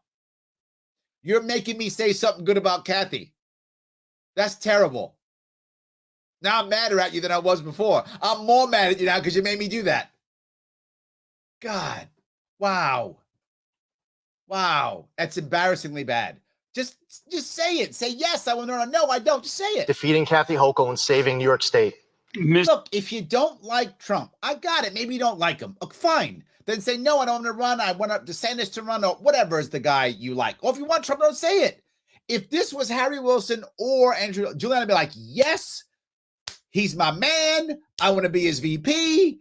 Julian will be all in on this. And people would at least respect it and go, I got it. You're strong. Or if it was Harry Wilson, be like, no, I don't want him. I want whatever. Harry Wilson's much more of a never Trumper. So he would have wanted someone like, I don't know, Romney or something, whatever, whoever he would want. But he would at least tell you, no, I want whatever, Mitt Romney to run or whoever Harry would want you to run. He would say that instead. And we go, okay, terrible. Mr. Zeldin, should the cap on charter schools in New York City be lifted? Absolutely, we should lift the cap on charter schools. Oh, there we go. Mrs. Hochul. Yes. Mrs. Hochul, there is a bill on your desk that puts a moratorium on proof of work cryptocurrency mining in New York, which is the kind of cryptocurrency mining that is energy intensive. Yep. Will you sign it? My Department of Energy, Environment Conservation she's scared, already right? stopped. See, this is a problem. The problem in New York State is we have been so anti-crypto, so anti-blockchain. She doesn't want to. She knows the future is there, and she's scared because she's been so anti it. And now, how do you turn it around, right?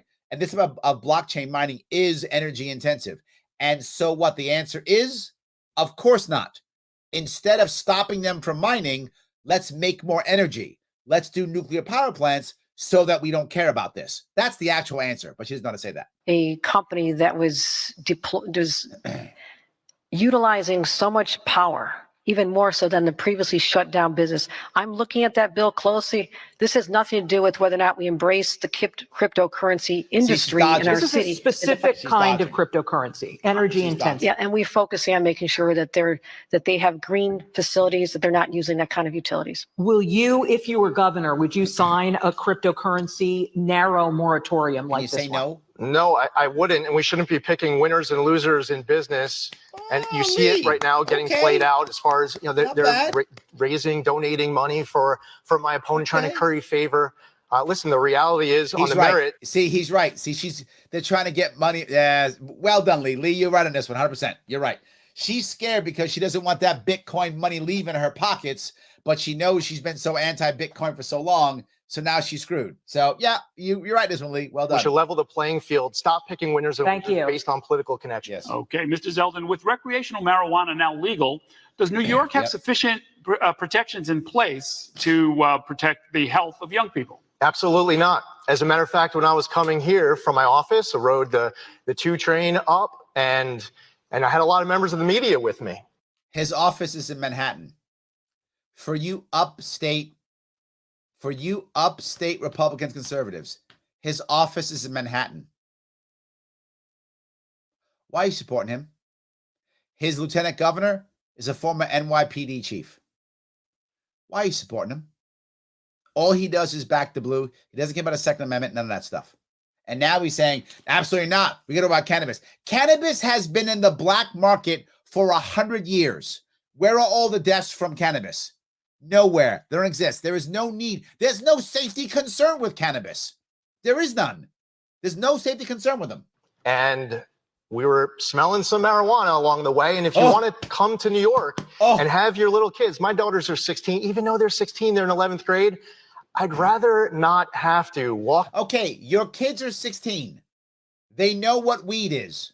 I'm sorry. If your kids don't know what weed is, they're in trouble. Like, they are going to have problems with relationships the rest of their entire life.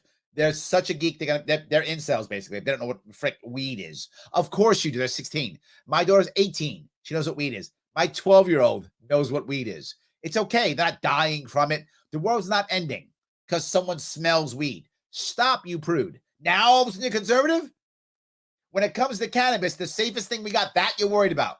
Guns? No, then all of a sudden you're a lefty, right, when it comes to guns. When it comes to abortion, you're a lefty. You're wishy-washy on that. Trump, wishy-washy on that. But now cannabis, now you're going to go hardcore. Down the street with a family, exposing my kids to what they can get exposed to right now. And what you see on exposing your kid to smelling cannabis. What a wuss. On the other side is, move for more legal injection sites. It's not the right answer. Mrs. Hochul. You just made the case that, yes, it's already out there, but why don't we legalize it? Yes. Tax it properly. No. Have distributors who are actually people who have been marginalized and suffer the effects of mass incarceration when marijuana was illegal, and giving them the chance to help build a business and be. See, now that's good rhetoric, right? I mean, the Office of Cannabis Management is going to do none of that. This is all lies. However, that sounds great, right? This is my point. His rhetoric sounds like, oh, how dare my 16-year-old smell weed? She's like, we're going to help out the poor people. We're not. I mean, our system's a joke. What she's saying is totally not true. But it sounds good. If you don't know anybody, you'd be like, wow, Kathy Hochul loves black people. You would think that if you heard that. It's not true. But part of a whole new economy. I'm creating jobs. I'm creating jobs in communities that have been overlooked for a long time. And this is a great opportunity. One more question that's related. Mrs. Hochul, there are 2 overdose prevention centers operating in New York City where individuals use their drugs safely and where no one has died from a drug overdose. Do you support the operation of these centers? This is something I confer with my commissioner of health on, and she is supportive of this, but I want to see the more data. And there's always. Look, the reality of these is let the local communities decide. That's the reality, right? There were back in 2018, there were some mayors that I knew that asked if I would won the election back then, if I would let local communities have, injection sites. Let the local communities decide. If you feel it's the right answer for your community, you want to support that, please support it. If not, don't. It's fine. Let local community. This is not an issue for the governor, right? If you're like, no, I don't want injection sites in my area. Okay, you're like, yeah, put them up. Fine, I don't care. Local can decide. I don't mind localities opting out at all. Totally fine, right? Totally fine. Yes, but one of those towns is exactly Ithaca. Yes, absolutely. Savante used to be the mayor. He's not anymore, but he used to be the mayor of Ithaca. That's true. Back in 2018, he was one of the mayors who asked that question of me. I actually sat with him and talked for a while in 2018 with him. And yes, I was like, yes, of course, right? Local communities should be able to pick. If you don't like it in your community, don't have it. If you like it, go ahead. That's the issue. Yes.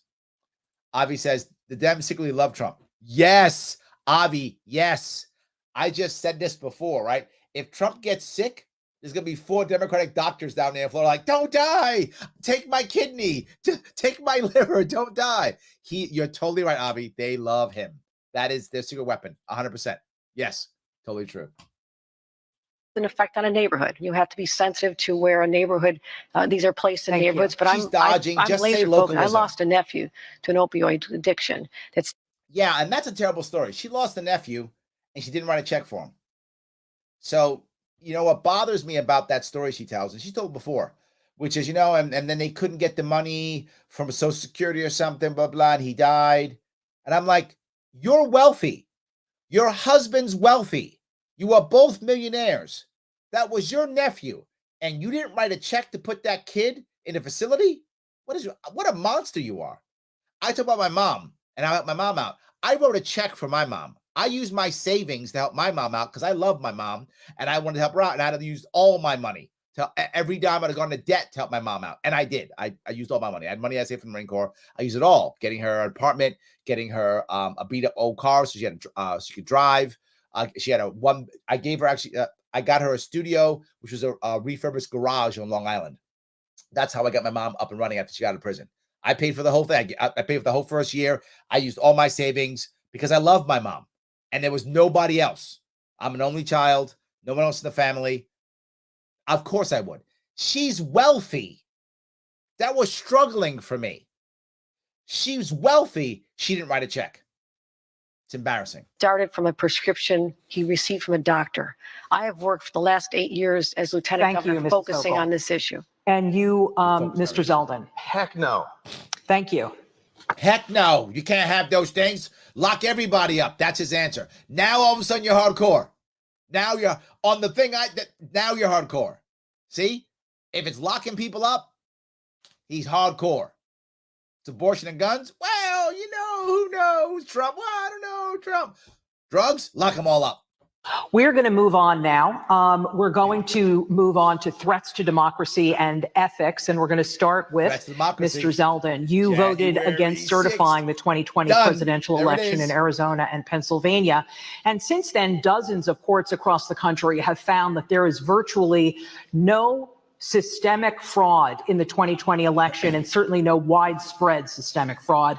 If you could do it again, knowing what you know now, would you vote to certify the results of the 2020 Saying it. election? The vote was on Saying two it. states, Pennsylvania and Arizona. The issue still remains today. What you're going to have more health emergencies and natural disasters. The United States man. Constitution says that state legislatures set the administration of election law. And that was the question I articulated then. It's the question I'll articulate now. All right. The question is, would you do it? Do you believe it? Do you think that there was fraud or not? Just say it, man. Be one or the other. Say no. Or say yes, whatever you believe. I don't think he believes it was fraud.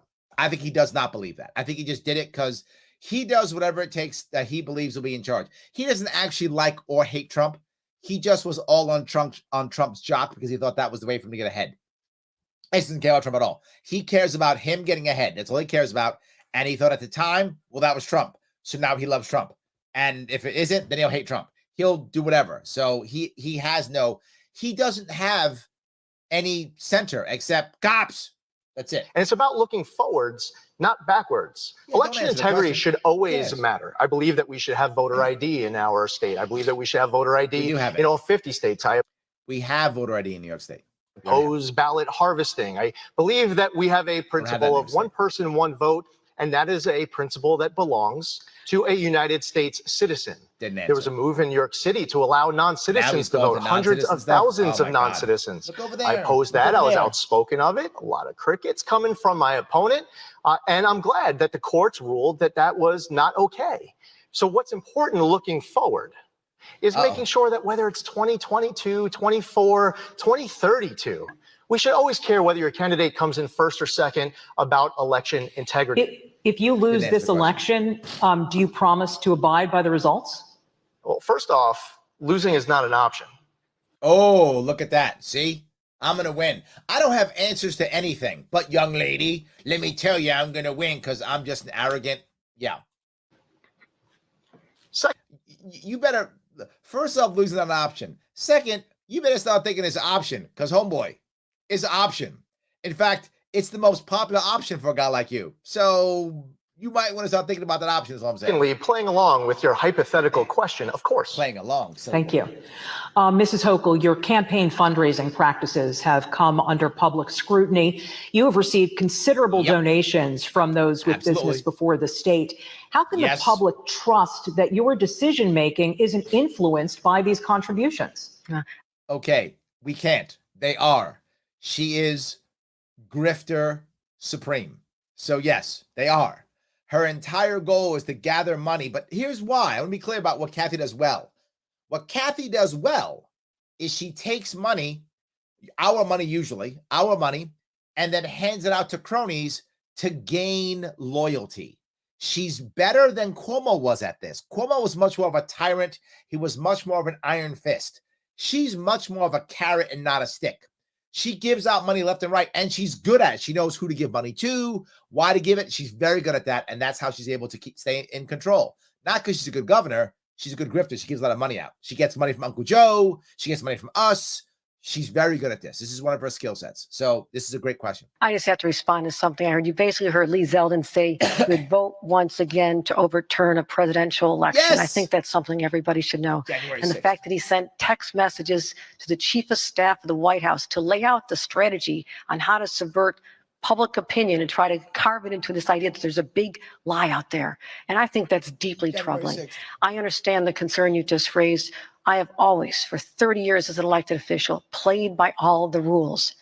There has never been a situation where there is a return from someone giving a campaign contribution to me under the laws that are set up and in policy. But also, I supported campaign finance reform since Yeah, but she's telling the truth in this one, right? The problem that most people don't understand is the laws in New York State are unethical. They are unethical laws. What Kathy does is unethical, but it's not illegal because the laws are made up so that she can be unethical. So she's actually telling the truth here. She's saying, I'm doing what the law says. She's right, because the problem is our laws suck. Our laws allow her to do what she's doing. So she is correct. The laws have to change. I was a young staffer for Senator Moynihan. I worked hard to make sure that people She have worked hard. trust in the system. Thank you, Mrs. Hochul. Lee Zeldin, please respond. Well, I mean, it's no coincidence that you ask a question about crime and my opponent wants to talk about the former president. You ask a question about pay-to-play corruption plaguing her campaign. She wants to talk about the former president. But okay, so if anyone out there wanted to go back and look at the text that was sent to the White House Chief of Staff, it was at the very beginning of November, before the race was even called for Joe Biden. And what my concern was that I expressed was that you should only be putting out confirmed, verified, actual irregularities. So Because the why don't problem you answer was the question? everything was getting mixed together. But that was the very beginning of November before the race was even called. Mrs. Hochul. Now, can I just say, if you had the ability to be messaging the White House, I would have much rather you text message said, hey, Mr. President, while you're heading out the door, can you at least undo the damage you did to New Yorkers when you eliminated the state local tax deduction, which resulted in a high tax rate for our citizens? Question about There's so many pay-to-play things. corruption. There's so many things you Talk can. about I'm Trump's talking- tax bill. I'm talking about your record. Mrs. Hochul, will you sign legislation that has passed restoring the controller's oversight powers for all state contracts, including the SUNY Research Foundation? I'm in conversations with the controller as we speak about the levels. Obviously, there's certain parameters that are in place. I'm actually torn on this one, right? If the controller has too much control, does it then actually stifle the government? So this one I'm actually torn on. I mean, there needs to be oversight for sure, but I'm actually with Kathy. I hate to say it. I'm actually on this one. I am, because I think you do have to find out what the right parameters are. I think she's right. We can negotiate a position that recognizes that inflation is out there. So something that may be worth 50,000 10 or 12 years ago has a different price point. We are actually having conversations. I like the idea of having an independent commission, like believe it or not, how Cuomo actually started the Moreland Commission, and then once they started investigating him, it's a true story. He then disbanded the commission. But I think that kind of commission is probably better than the controller, because the controller is a political animal, right? So that's my worry. Like, the AG, attacking the governor, right? In New York State, AG doesn't stand for Attorney General, it stands for aspiring governor. So I think that's an issue. To make sure that people do feel comfortable, that we restore the oversight system. And I believe in this. I mean, I believe in accountability and transparency, and that's how I'll continue to conduct myself I'd rather go as with the the governor of the commission, state of New York for the next 4 years. Okay, we are going to move on, Mrs. Hochul. To date, more than 21,400 people seeking asylum have been sent to New York, mostly from Texas and Florida. And while all of New York is a sanctuary state, the bulk of the current crisis is falling here in New York City, which has been seeking help from the state and currently estimates the cost of housing these new arrivals at more than $1 billion. So my question for you is, have you spoken to your fellow governors from Texas and Florida who have sent these migrants to New York and apparently intend to send more? And if not, why not? I'm talking to the President of the United States about this because I talked to Joe Biden and his chief of staff on multiple occasions. Now, let me be clear on this. I get why she's doing that, right? I do, because she grifts from the federal government like no other. And Uncle Joe will send her more checks because she's good at that. She'll get more checks than Uncle Joe. It's the right move for her, not for us. We should be talking to these states and finding a better answer. There's no doubt. We should be talking and finding a better answer. Her answer is the only one she knows. I'm not calling evil Republicans. I'll call Uncle Joe. He'll write me a big check. So for her, it's probably the best answer. For us, it's not. It's a terrible answer for us. Once with Eric Adams in the room, and he understood our frustration that this really is a federal problem, that these people shouldn't be used as political pawns by these governors. That's disgraceful, number one. But secondly, why can't we do the processing and start them on the path to asylum at the border instead of sending them all over the state where they have no connections? So we're working on this. I've supported Eric Adams' efforts on logistics, the Port Authority, Gateway, MTA truck buses, but that $1 billion number, I believe, is going to be significantly less because after our conversations, President Biden started making changes so people are more likely to have an incentive to stay in their own country. We're talking mostly about Venezuela, those individuals. So we've already seen a stemming of the tide of people. The I checks don't know coming. if that'll change, but right now it's in a different direction. But we're there to be of assistance to the mayor. I mean, not to say it would necessarily be effective, but why not call the governor of Texas and say, hey, what are you doing? If you think it'd be useful, I could call him, but I don't think that that's going to change his tune. I know the mayor did outreach. I mean, when someone's so intent on politicizing an environment.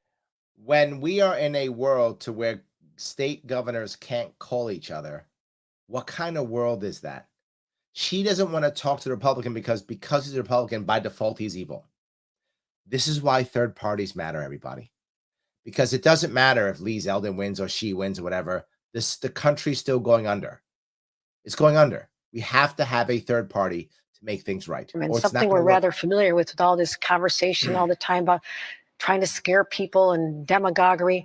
I don't know that I can really get through in a rational way to the governor of Texas. He's but not if rational, all of you right? think I He's should an make evil the call, I will. Republican. But where I'm working is with the president, working with President Biden, working with Mayor Adams to help these people. Okay. Because that's what I mean, listen, the fact is that when people were flying into Westchester Airport, Stewart Airport, Montgomery, my opponent has nothing to say. People of New York are demanding transparency. They want to know who's coming, where are they coming from, who they are, where they're going, but nothing until she found her boogeyman. As soon as the buses start arriving, then she's making believe like this is the entire problem. Now you want to provide the transparency to New Yorkers because you owe it to them. And then you pick up the phone and you call Joe Biden and you say, Mr. President, you have to secure the southern border. Finish construction of the border wall, end catch and release, enforce the remain in Mexico policy. Instead of attacking. No, he's right. Lee's totally right on this one. She didn't do any of that. And all she did was go, Uncle Joe, write me a check. Come on. And he went, all right, fine, I'll write you a check. That's what actually happened. Lee's right on this, 100%. Support our Customs and Border Patrol agents. Stop incentivizing and rewarding illegal entry. The people who are being flown up, not only are they getting a flight with this Biden travel agency, they get a phone to boot. You have a lot of New Yorkers who are law-abiding New Yorkers. They've been here a long time. They're saying, well, what about me? What about me? Why is this governor not providing the transparency that we demand? And why is she not talking about it until she finds her boogeyman? And when picking up the phone and calling the president, why is she not laying out the specific call to action that New Yorkers are begging for? I have called for federal immigration reform. When I was a staffer for Senator Daniel Patrick Moynihan back in '87, that's the last time we had a bipartisan, and you wouldn't believe the statesmanship, real leaders in the Democratic and Republican side standing up and saying we can do more on the borders, but also how we handle the situation going forward. If that's the thing, then why didn't you call the Republicans to be bipartisan and leadership or whatever? Why weren't you doing that?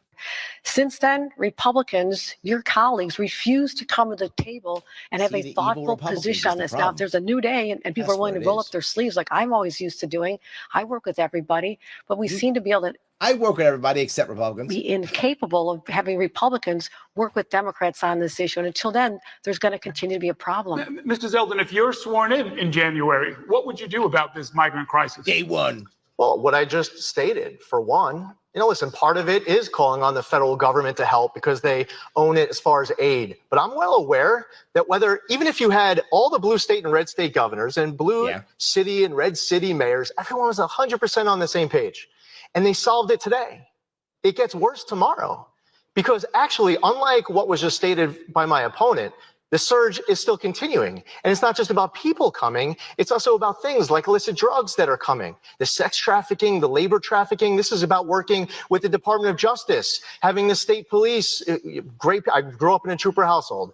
The state police are exceptional. Maybe they should be working with the federal government more to be able to tackle the illicit drugs that are coming in. But we need to stop it at the border. He found a way to put in cops in. The federal government working with the DEA. and some of these international entities that we have. Meanwhile, we get a International a too. You huge want all the opium, cops. Settlement All of sent them. to the state. A task force is created, and instead of my opponent allowing the task force, the subject matter cops, experts, even people who state lost cops, their own loved ones, to decide federal how the cops, money is getting spent, they're international unable to cops, have their meetings. all the Thank you. cops. My opponent wants her own little kitty because she's running for re-election. Thank you. Well, that's Mrs. true. Hochul. Okay, he's right on that one, right? His answer was, I want all the cops. Everyone's arrest everyone. Everyone gets arrested. You get arrested. You get arrested. You get arrested. That's Lee. But he's right. She does want her own kitty. She's got $22 million in the bank. So, or not anymore. She spent some of it. She's got like $19 million in the bank. So he's not wrong.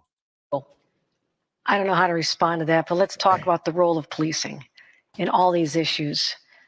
Yeah, even she heard the cops. Yes. Mr. Times 1023 says, I work with everybody who pays me. Accurate. 100% accurate. Yes, 100%. Jim says, this debate is a total S show. Also true. Yes, also true. Red Vape says, so you mean the Inflation Reduction Act that doesn't reduce inflation at all, which is the Joe Biden Inflation Reduction Act, or the new one you made up like everything else will make up? Well, that's my point, Red. See, I'm going to pass a law, and I'm going to call the law Everything is Awesome Forever Act. And done. Once you just name the act that, it becomes true. It's like a magic spell. So I just call it the Everything is Awesome Forever Act, and done. See that? That's the problem. No one's done that. In January, when I realized we had a problem with illegal guns coming through our borders in unprecedented numbers, I convened the first ever in the nation task force of 9 states. So our law enforcement, state police, are working with NYPD and the police departments from 9 states. As a result of that effort, knowing that illegal guns are killing our young people in our streets every single day, we have 8,000 guns off the streets. 8,000 guns off the streets. She thinks that's a good thing. What I would ask you is, why the hell do so many people want to have illegal guns on the streets? That's the problem. People shouldn't want to have that many illegal guns. So either they feel dangerous or unsafe, or it's the black market, or the laws are bad. Any of those things are the answer. Why do you need to have 8,000 illegal guns on the street in the first place to get? Plus 8,000 guns off the streets. Awesome. And shooting in the middle of the day in New York City almost every day. So you got 8,000 off, yet we just had a shooting here in the Bronx yesterday, out in the middle of the street, multiple shootout, and you got 8,000 off the streets. Wow. That's real progress. That's how you deploy people to stop getting the guns at the border, getting the drugs at the border when they come into New York State. And that's how I redeploy the resources of our state police department. I want to move on to economic development. The state, Mrs. Hochul, will pay $600 million toward the construction of a new $1.4 billion stadium for the Buffalo Bills. Most studies show that stadium subsidies don't provide economic benefits to justify their costs. What evidence is there that this $600 million will deliver public benefits exceeding the state's investment? None. I'm happy to answer this question. None. You think about the identity of a community. Like Broadway is to New York City. Now, here's the thing I got to give her. See, this is something that Lee's people did not do well. She knew she'd get this question, so she's ready for it. Again, well done. She's full of crap. However, well done. You knew you wanted this question. She's like, I got this. My people prep me. Lee's people were like, well, whatever. Don't worry. Just be wishy-washy. They don't care. Did Lee even prepare for this? Did he spend any time doing debate prep? Right? Of course he messes up because he spends time around his own people 24/7, doesn't do debate prep, and then he's wishy-washy and cut off guard with questions. She prepped for this. She was ready. Buffalo Bills are to Western New York, and our legislators, this is one of their top priorities in Albany. Every region has its own priorities. They have their own regional projects. This was important to make sure that the Buffalo Bills stayed in New York State, and they were looking elsewhere. So we structured a plan. Okay, 2 things. One, she's right. If you know Western New York, if you're from Western New York, Western New Yorkers love the Buffalo Bills. If you go to Western New York, you will see Buffalo Bills flags, shirts, hats everywhere. And I've said before, but it's true. People will literally walk by and good morning is go Bills. Go Bills is the saying that you use in Western New York. Go Bills, go Bills. That's how you say good morning sometimes, right? They're having a good season. She's right. That's an accurate statement. But the Bills know that too. So wherever the Bills go, wherever they leave to go, are they going to have that? Are they going to have a 2 million metro person there if you consider the entire area? Like the whole area, not Buffalo itself. Buffalo only has about, what, 500,000 people? But around the entire area, it's about 2 million people in the total area. They love the Bills. They buy the hats and the flags and the shirts, and they show up at the stadium and all those things. So it's a nice, big, thick metro area that loves them like there's no tomorrow. So they weren't going to go anywhere. That was talk they were doing to get you to sucker you. There's no way they're going someplace. And if they would have said something to me, if they'd have been like, hey, Governor Sharpe, we want to leave. Oh, you going to leave? Oh, great. I got a place for the Giants to play now. The Giants can play in New York now. I'll bring them to Buffalo. They're like, what? Yeah. They can still keep New York. The New York Giants will move them up to Buffalo. They'll actually be able to play in New York now. So they're playing in Jersey. Instead of being the Jersey Giants, they've been the New York Giants, the actual New York Giants. Oh, put the Jets up there. Be the New York Jets. It'd be great. They're like, we're just kidding. Governor Sharpe, we're teasing. I knew you were teasing. There's literally a buffalo on your helmet. You're not going anywhere. There's a buffalo on your helmet. You're not going anywhere. And if you look at just the salaries of the players, they do very well. The tax proceeds that we'll receive from just the players alone after 20 years will more than pay for that investment. But yeah, absolutely. Jim says it right there, right, Jim? More lies, the Bills won't go anywhere. Exactly right. Shelley, upstate loves the Bills, and I'm 600 miles from Buffalo. Thank you. Yes. I'm not making this up, guys. They love the Bills. Western New York loves the Bills. They were going nowhere. That's something she just made up, 100%. And why did she do it? Here's what people don't get. The reason why $600 million has to come from state funds is so that she can hand out the jobs. If she hands out the jobs and money, those people are now loyal to her. That, again, is unethical, but it is legal. So what she's doing is in New York state law, totally legal. She will hand out those jobs to contractors. Those contractors will be loyal to her. So now I'm a contractor and I got to give, $40,000 for a campaign, but I get a $10 million contract. I don't care about 40. I'll pay $40,000 to get a $10 million contract. So would you. You all would. Everyone watching would easily drop 40 grand to get a $10 million contract. And she'll be doing that, and it's legal. That's why she did it, to have access to giving out the money, not because the Bills were leaving. And again, it's a brilliant move. It's actually a smart move for her personally. It's terrible for us. Nothing but bad for us. But for her personally, great move. I found an offset to that investment in making sure that the Senecas who owed money to the state of New York that was never collected and was generated from 3 casinos in West York, that was actually used as an offset. So that helped us. So yeah, we thought, why not just squeeze Native Americans? America's never done that before. With over $450 million of that total cost. When you put the whole picture together, that's a deal to keep the Buffalo Bills in this state for 30 more years. So a couple of follow-ups. Wasn't there a way to keep the Bills in New York State without having to spend more public money than almost any other state on this project? Correct. And as far as I know, the Bills never said that they were going to move anywhere. They weren't. I think if you checked Buffalo News reports, you'd find a different account. No, you wouldn't. No, maybe the Buffalo News reports that you had your staff put into the Buffalo paper. Maybe that, but the Bills are going nowhere. Wasn't going to happen. That's a lie. Even that she's like, no, Bills weren't going anywhere. No, the Bills are going nowhere. That's absolute garbage. Total lie. Those are from their own representatives. They said they were looking elsewhere. I actually heard from people in other states who said they've been contacted. So this was real. It's easy to say now, an armchair quarterback afterward, but No, I said then. I wasn't armed. I said then the Bills are going nowhere. If they talk trash, I'm putting the Giants up there. How about that? They're like, Governor Sharpe, we're just kidding. That's what I thought. You're not taking a buffalo off your helmet. Stop. It was real, and I was not going to be the governor.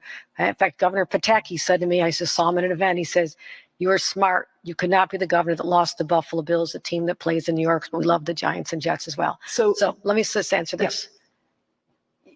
You have to understand the Buffalo Bills market. It's small. It's not Las Vegas. It's not Miami. You can't have the same price of tickets. So you need more assistance. So you can't really compare. And this is what the analysts have said. Okay, let's be clear. You can't compare. Hold on. Let me be clear. Every owner of every NFL team is a billionaire. Every player in every NFL team is a millionaire. Not just that, the NFL is basically a communist organization. I'm not joking. They spread the wealth everywhere. So even if one team makes a bunch of money, other teams get a cut of that. They spread their wealth out. That's how you can have big teams in small markets. Not the same thing in baseball. Baseball is more individual, which is why the Yankees have a massive franchise, are the most profitable, and have the highest payroll because they have New York City and they can make all that cash where other cities can't support a baseball team. But they can support a football team because the football team, the NFL is much more socialist in how they give the money out. So what she's saying is literally not true.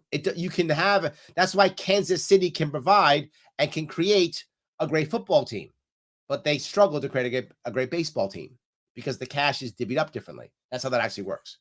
For a small market team to still be in Buffalo in the first place is quite extraordinary. We're proud to have them. It's part of who we are. Thank you. But you have to give incentives to make it worthwhile. Thank you, Mrs. Hochul. Now, Mr. Zeldin, if you become governor, will you renegotiate the Bills deal? Oh, we can absolutely have a better deal. The Forbes list just came out. The owner of the Buffalo Bills, even if it means the Bills might leave. They're not leaving. And listen, Bills Stadium, they need, I was just at a Bills game recently. It's a great place to watch a game.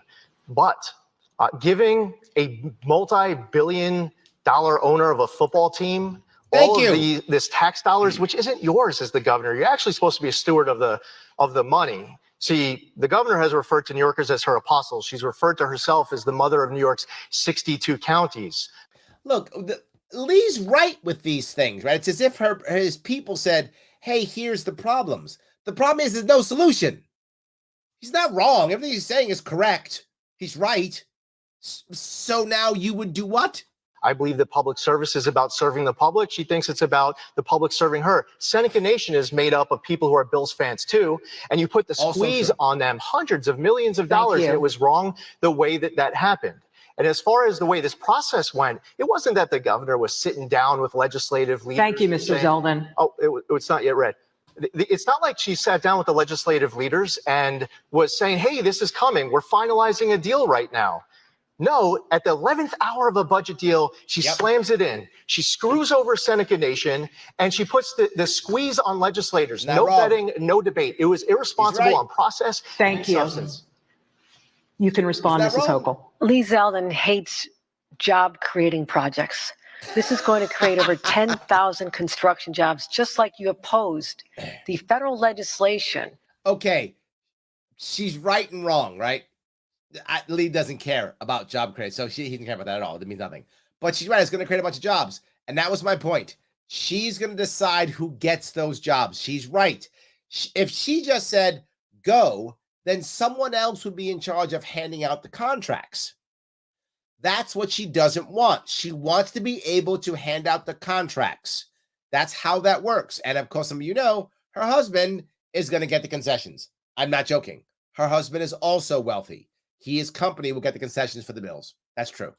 The CHIPS Act that would bring jobs from Asia and China back to the United States, and I had an additional incentive to bring them to New York. We won, beating out every other state, including Texas.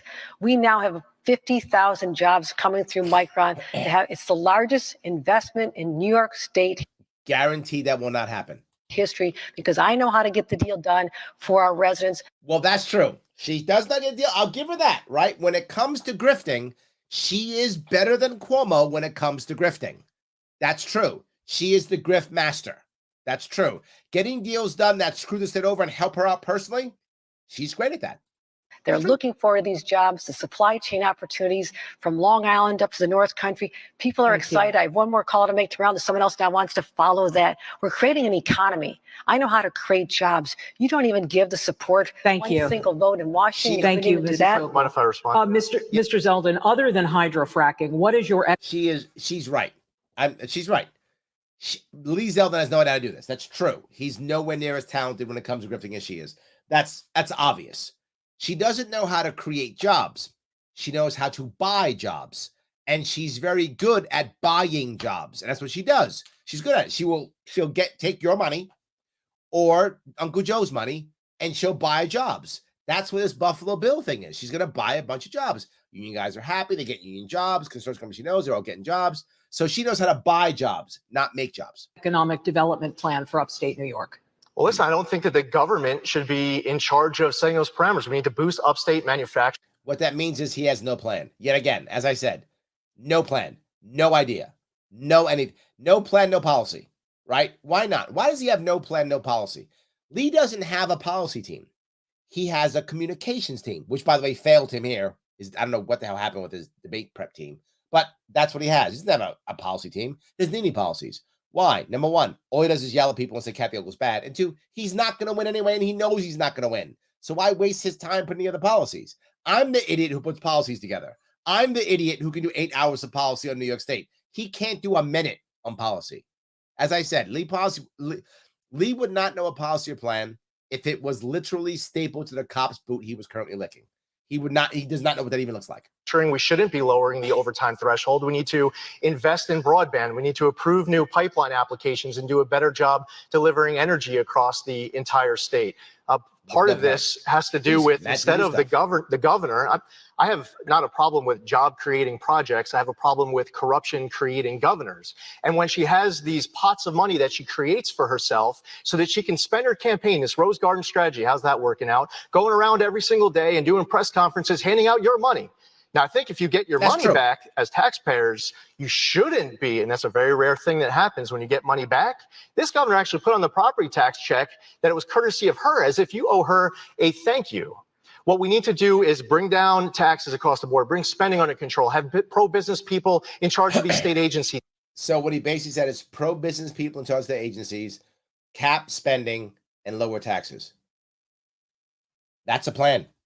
When Amazon wants to bring 25,000 good-paying jobs to Queens, we should be making sure that we're finding a way to be able to make that happen. But what we shouldn't do is just no. Now you screwed up. Now he's all over the place. His people did not teach him this at all. He's just now pulling stuff out of his ass now. No way. If you're okay with Micron, then you're okay with Amazon. If you're okay with Amazon, you're okay with Micron. I'm not okay with either of them. We should not be bribing people to come to this state. We should be creating a better environment so that the local people grow on their own. I would like homegrown New Yorkers to grow their businesses. Our environment is so shitty that they don't grow anymore. That's the problem. Support small businesses in every way, shape, and form so they will grow to be larger businesses, and we don't have to bribe people to come here anymore.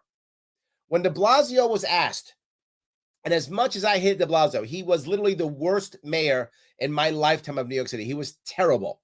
People always go, how's Eric Adams? Better than de Blasio, because anybody is better than de Blasio. Literally anybody. Pick a guy off the street, that guy's better than de Blasio. That's how bad that mayor was. But anyway, when he was there, he literally said he was open. He was honest. That's the one thing I liked about de Blasio. He was blatantly honest. He was like, yeah, I'm terrible. And so what? I mean, that part I'll give him, right? He literally said when they said, look, how are you going to make this happen? Amazon's coming. The infrastructure isn't here. How are you going to build the infrastructure? He said it out loud. He said, the local businesses will be taxed so they can pay for that. Literally, he said it. Local businesses were going to be taxed more so Amazon could come here and build the infrastructure out because he was bribing Amazon with $2 billion, whatever the money was. I forgot what it was, $4 billion, whatever it was. And Amazon said no. $4 billion. And they said no. That's how bad our state is. So he has no plan. He's right, but no plan. Our finger on the scales. And then based off of political connections and relationships, we pick who the winner is and the loser. Thank you. That is so inconsistent. The Amazon deal was funded on the same economic development strategy that Micron is. So yes, Amazon's okay, but Micron, what have you got against 50,000 jobs in upstate New York? I grew up in upstate New York. I knew what it was like when the major industries left town. Those communities were decimated. All my siblings left Buffalo because they couldn't get a job years ago. Now the unemployment rate is down at historic lows, 5%, less than 4% in Buffalo. Things are turning around. And Lee Zeldin once said that New York is dying. I don't think the people of the state want to have the Grim Reaper as their leader. They want someone who sees a vision, a path forward, who's lived the experience, the struggle, and I'm that governor. Real brief. Yeah, but New York is dying, though. He's Yeah, right. I mean, the reality is, and I've been asking for months, and my opponent still can't finish this sentence. So you can't expect her to ever fix it. But New York leads the entire nation in population loss because she actually got asked this question by the media a few weeks ago when she was at Binghamton Airport. She probably would love to have a redo because she messed it up that time. For me, you asked me, why does New York lead the entire nation in population loss? Because their wallets, their safety, their freedom, and their quality of their kids' education are under attack. So they're hitting their breaking point. They're looking at other states like the Carolinas, Tennessee, Texas, Florida, and elsewhere, and they feel like their money will go further, they'll feel safer, and they'll live life freer. This state is at a crossroads. We were at a crossroads in 1994. And you blew it by not letting me be on the ticket. So yeah, correct. And New York elected George Pataki, and we're at a crossroads right now. But as far as what happens with Kathy Hochul and one-party rule for 4 more years, outsized power of self-described socialists, we need balance and common sense restored to Albany. We're coming down the home stretch. Like I said, sound bites, not sound policy. That's absurd. We're coming down the home stretch with only a few minutes. I'll ask you to be very brief. And yep, the apocalypse atheist planning on leaving New York as soon as possible. I know. I hate it, but I get it. Paul says, all the red moved to Florida. Yep. Florida's getting the best doctors. It is. Developers, educators from up north. Yes, you're right, Paula. The talent is leaving. New York State has lost about $30 billion in net worth in the last 3 years. Let me say it again. About $30 billion in net worth. That's a lot. Last New York Republican, New York can turn the lights off when they leave. That's funny. Yes, absolutely. 100%. So I wish you were wrong, but you're not. With this, I want to ask about a downstate economic question, Mr. Zeldin. In normal times, New York collects more gaming revenue than any other state, about $3.7 billion. 2/3 of that is generated by scratch-offs and other lottery games. But right now, the state is moving toward approving up to 3 new casino licenses in the New York City area. Of course, in the years since legalizing multiple forms of gambling, we've seen upstate casinos underperforming. We've seen warnings from the state controller that the hidden costs of gambling addiction are not being addressed. In light of all you know, should New York alter or pause plans to allow for casino gambling in New York City? Well, the big question is siting, and the answer is possibly. I mean, New York is continuing to add casinos around the state. You're seeing the impacts. For example, you want to talk fairness to Seneca Nation, the local share that gets taken out was based off of outdated times. They've now had all sorts of new casinos that have come in line. Siting is important. Local control is important. That's true. There is a process that is underway, and it shouldn't be jammed into areas that do not want it. We have to respect the will of the people. No, he's right, but he should be clearer, right? He's right. If you don't want a casino in your community, you shouldn't have one, right? If you don't want one, you shouldn't have one. But if you want to have casinos, why not? Have casinos. If there's a hidden cost, let's fix it. Let's work on it. Let's have better healthcare. Let's have better mental issues, and let's do that. In fact, let's get other people from other states to come to our cool casinos, right? Why? Yes, grow all the industries, not just casinos. The problem is we only jump on 1 or 2 things. So now everyone's rushing to casinos. But why don't we have casinos as well as, again, why aren't we also having Bitcoin mining? Why don't we also have nuclear energy? Why don't we also have cannabis? Why don't we have all the things? And then we won't have to focus on just one. Mrs. Hochul. I'm not sure I heard the answer in there. No, we're not going to stop the process. This is an opportunity to recharge downstate communities, and there is a siting process. That's the one part I agree with, and it's underway because I got it moving. We have opportunity to create thousands of jobs. All right, there's a siting process, remember though, and the siting process is broken. The siting process is for people from other areas make the final decision. That's the problem. We need to make sure the final decision is made by local people who are accountable locally. So I want people, for example, I want local elected officials, right? So that if they screw this up, they live in the environment and they have to pay the price. I don't want people coming from other states and other areas going, oh yeah, I would love to do this. A lot of New York City workers who are in the hospitality field and worked in entertainment in places where they still haven't come back yet because of the pandemic.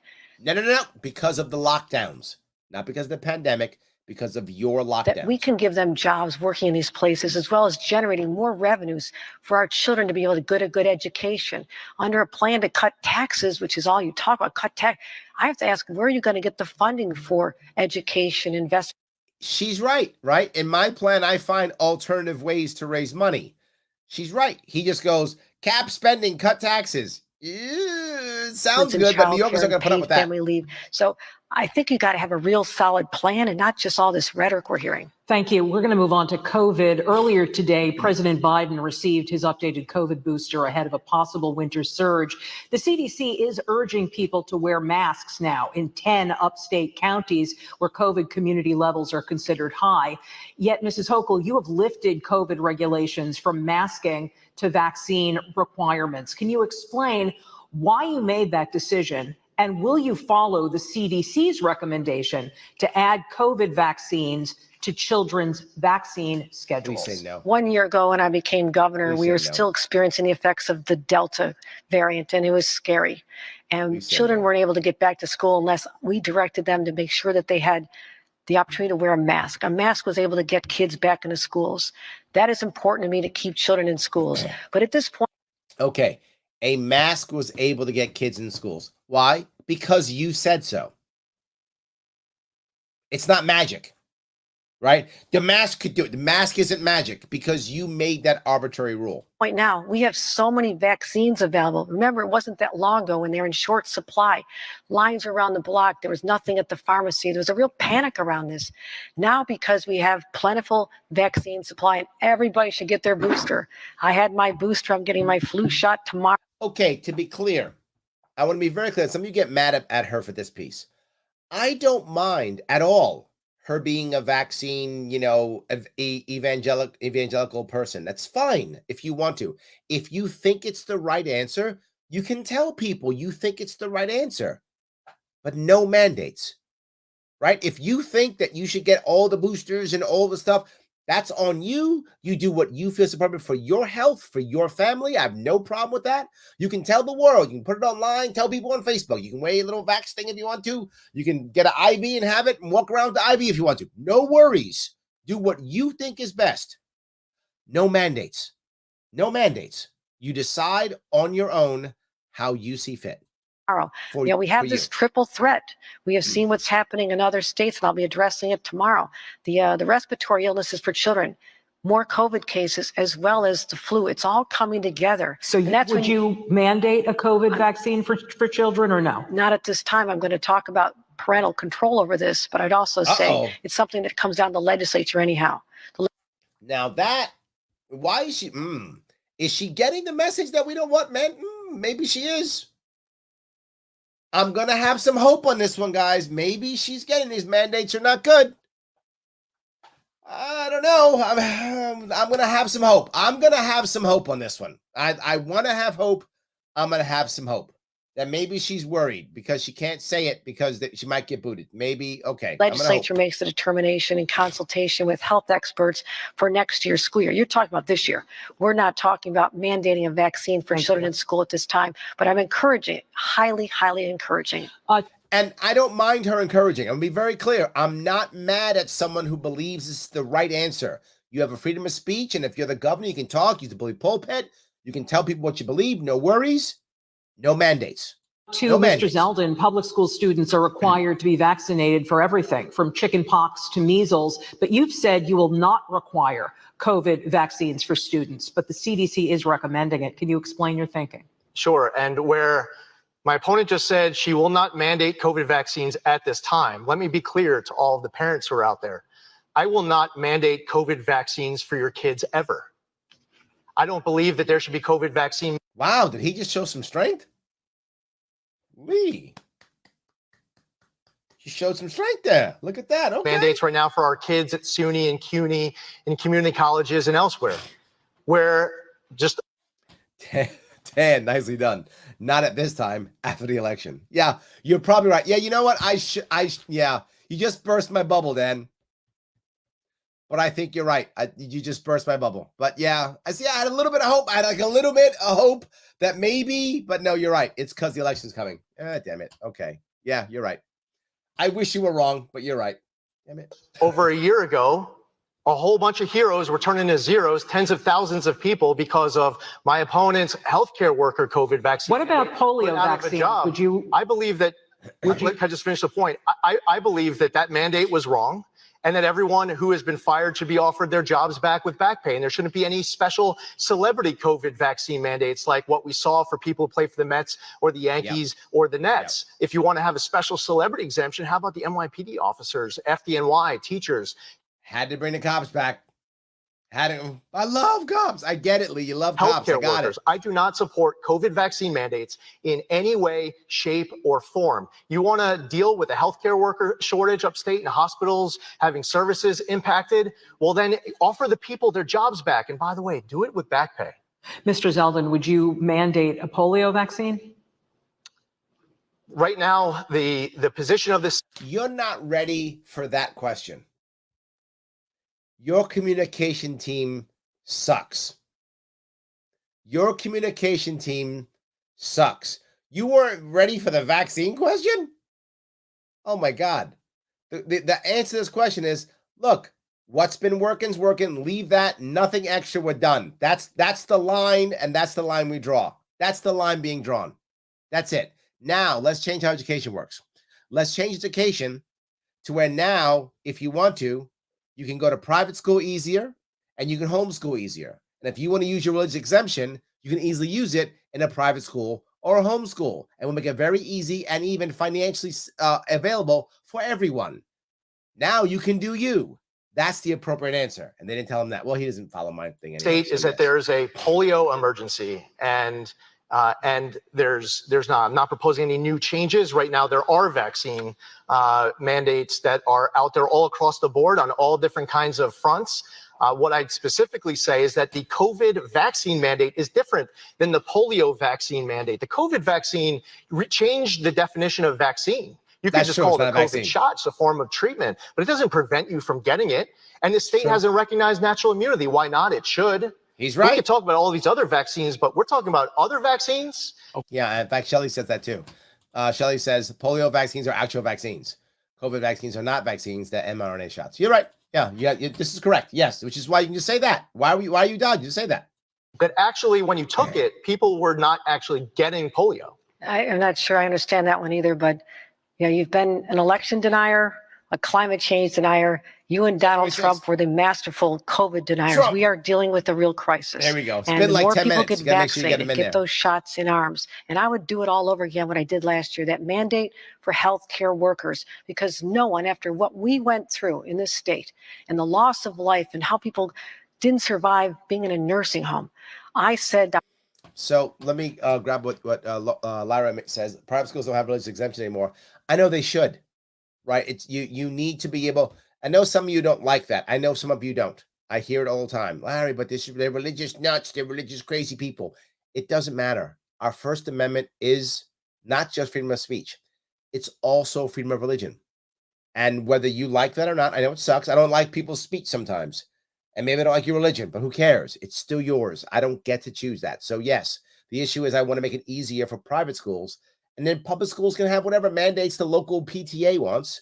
The local school board wants. They can have whatever mandates they want in the local school board. If you're okay with that, hopefully you're on your school board, you can help to make that happen. If you don't like it, you can homeschool or put them in private school. Have a mandate you want. I think it's the right answer. You need to. Your kid needs to have the education that you think is best for them. So yes, you're right, and it's BS. You should have that. Absolutely. So Danny says his voice quivers, hers doesn't. Yes, he's not prepared. Right? He's not prepared for this. Absolutely. So yes. So Jericho says polio, measles, all the other mandated vaccines actually have community benefit in public health. With the COVID vaccine only has benefit for those that get it. And the benefit is small and short-lived. Correct. Yes. It's the same thing Shelley said. He's right. You're all right. Correct. Our healthcare workers, when you walk into a doctor's office, a hospital or nursing home, you shouldn't contract COVID from the person charged with taking care of you. It was a tough decision. We limited it to healthcare workers, but that is something I believe saved lives. Yeah, I mean, listen, first off, what everyone out there just heard is that she would do it again. So, take notes at home. And on. Yeah, but you're right, and it sucks. However, I gotta say, she doubles down. Hochul's like, nope, that's it. We're doing it. We're doing it. She doubles down. Top of that, talking about what happened in nursing homes. Where was my opponent with the deadly nursing home order and cover-up? Why is it that the numbers are still on the Department of Health website that are outdated? What about the meeting with the COVID families who lost their loved ones, who were promised a long overdue COVID investigation, never got it. Why didn't you speak up with regards to the deadly nursing home order and cover up? Why aren't you looking into the transparency and accountability that these families of thousands of deceased New York families have? Why didn't you stick up for the people who weren't able to see their loved ones in their final hours and being denied? You had time after time after time opportunities to stand up for these families, but you were silent or complicit or out to lunch every time. I don't know what your excuse is. But these families are demanding justice, and they will not rest until they get it. On day one, I will finish what you refuse to start and end. Is that wrong? Did you want to respond really briefly? Nursing homes has been investigated by at least 3 or 4 different entities, the legislature, different legal law enforcement entities, and I have called for a comprehensive overhaul and a look at what went right, what went wrong, so I can handle, when I hand off to a future governor many years from now, the blueprint for how you handle this crisis based on this. That is underway. She said, when I hand off to the governor many years from now, that means she doesn't just plan on running once. She's running many times. She's going to be governor for the next 12 years. Thanks to the Republicans in this state, she might be governor for the next 12 years. Everyone watching who's in New York, we'll all be in Florida by then. God, I hope that's not right. We're looking forward to doing a deep dive into many areas, decisions on schools being shut down, which I think was a problem. I mean, we're suffering the effects of it, and cutting taxes and reducing money to go to education is going to really hurt the children who need to come back. And that's what's so tragic about your whole plan and how you're going to save New York. Cut taxes, cut taxes. Tell me what programs you're willing to cut in order to accomplish that, because someone is going to be hurt. Parents, teachers, money for childcare. There's so many areas where you can't just be so irresponsible and just cut taxes across. She's actually right on this, right? You have to have a plan. How are you going to handle the people who are now on the dole, right? How are you going to handle, what are you going to do about that? There has to be an answer. She's actually right on this one. And the idea of I'm just going to cut taxes means there'll just be more debt. And this state already has ton of debt. Support without saying you have a genuine plan for servicing the people of the state at the level they've expected. Okay, candidates, we're going to, producer says we can go over really literally just like a minute or two since we're past our hour. If you want. Oh, me too. I'll talk about economic development. There are some limits to this. Let me just ask you about gun regulation. Earlier this year, a month after 10 people were murdered at that supermarket in Buffalo, the Supreme Court struck down New York's concealed carry law, ruling that the number of restrictions on gun owners were so great as to effectively cancel the constitutional right to bear arms. Yes. Real simple question. Do you agree with the court? What changes to New York law do you think should be made as a result of the ruling? We can start with you, Mr. Zeldin. Yeah, of course. New York did have an unconstitutional concealed carry law. I mean, listen, just a couple of Sundays ago, I had a gang-related drive-by shooting at my own house while my 16-year-old daughters were sitting inside. And what's that got to do with that? He was waiting to say that. He was like, don't forget to say that you got the gangbangers came by you. Okay, Lee, you don't live in the hood. You don't get street cred on this one. You don't. I don't know who the shooters were, what the gun was that they used, what their motive was, but I guarantee you, unlike my opponent who put out a tweet a few weeks ago and said that she is calling on American Express and MasterCard and Visa to flag every attempted purchase of a firearm as a suspicious purchase, I guarantee the person who opened up his or her gun on my front yard didn't start with a swipe of an American Express card. Instead of going after illegal firearms committed by criminals, and they're still out on the streets committing additional crimes, what my opponent, who used to be, by the way, when it was politically convenient, an A-rated, NRA-endorsed member of Congress, she goes after the law-abiding New Yorkers. So she went so far the next week to pass a new law that was even more unconstitutional than the last law, infringing on First Amendment rights to infringe all over Second Amendment rights. So what's going to happen? Drum roll. Wow, look at you, Lee. All of a sudden, you got to, okay. Man, you're bringing it home at least. Okay, you're bringing it home at least. It's going to get overturned by the courts, of course, because it's unconstitutional. I will say this, Lee. I want your daughters to be safe as well. I want every child to be safe in the state. And having a proliferation of guns everywhere, which is the result of this. But they're not swiping them on their credit cards. They're not. I know. I lived in the hood before. They used to call it the ghetto when I was a kid. They don't actually go to, I don't say, hey, Louis, Can I get a gun? He goes, you got a MasterCard. I go, yeah, here you go. What's the bet? What's the number in the back? That's not what happens. That's not how that works. So he's right.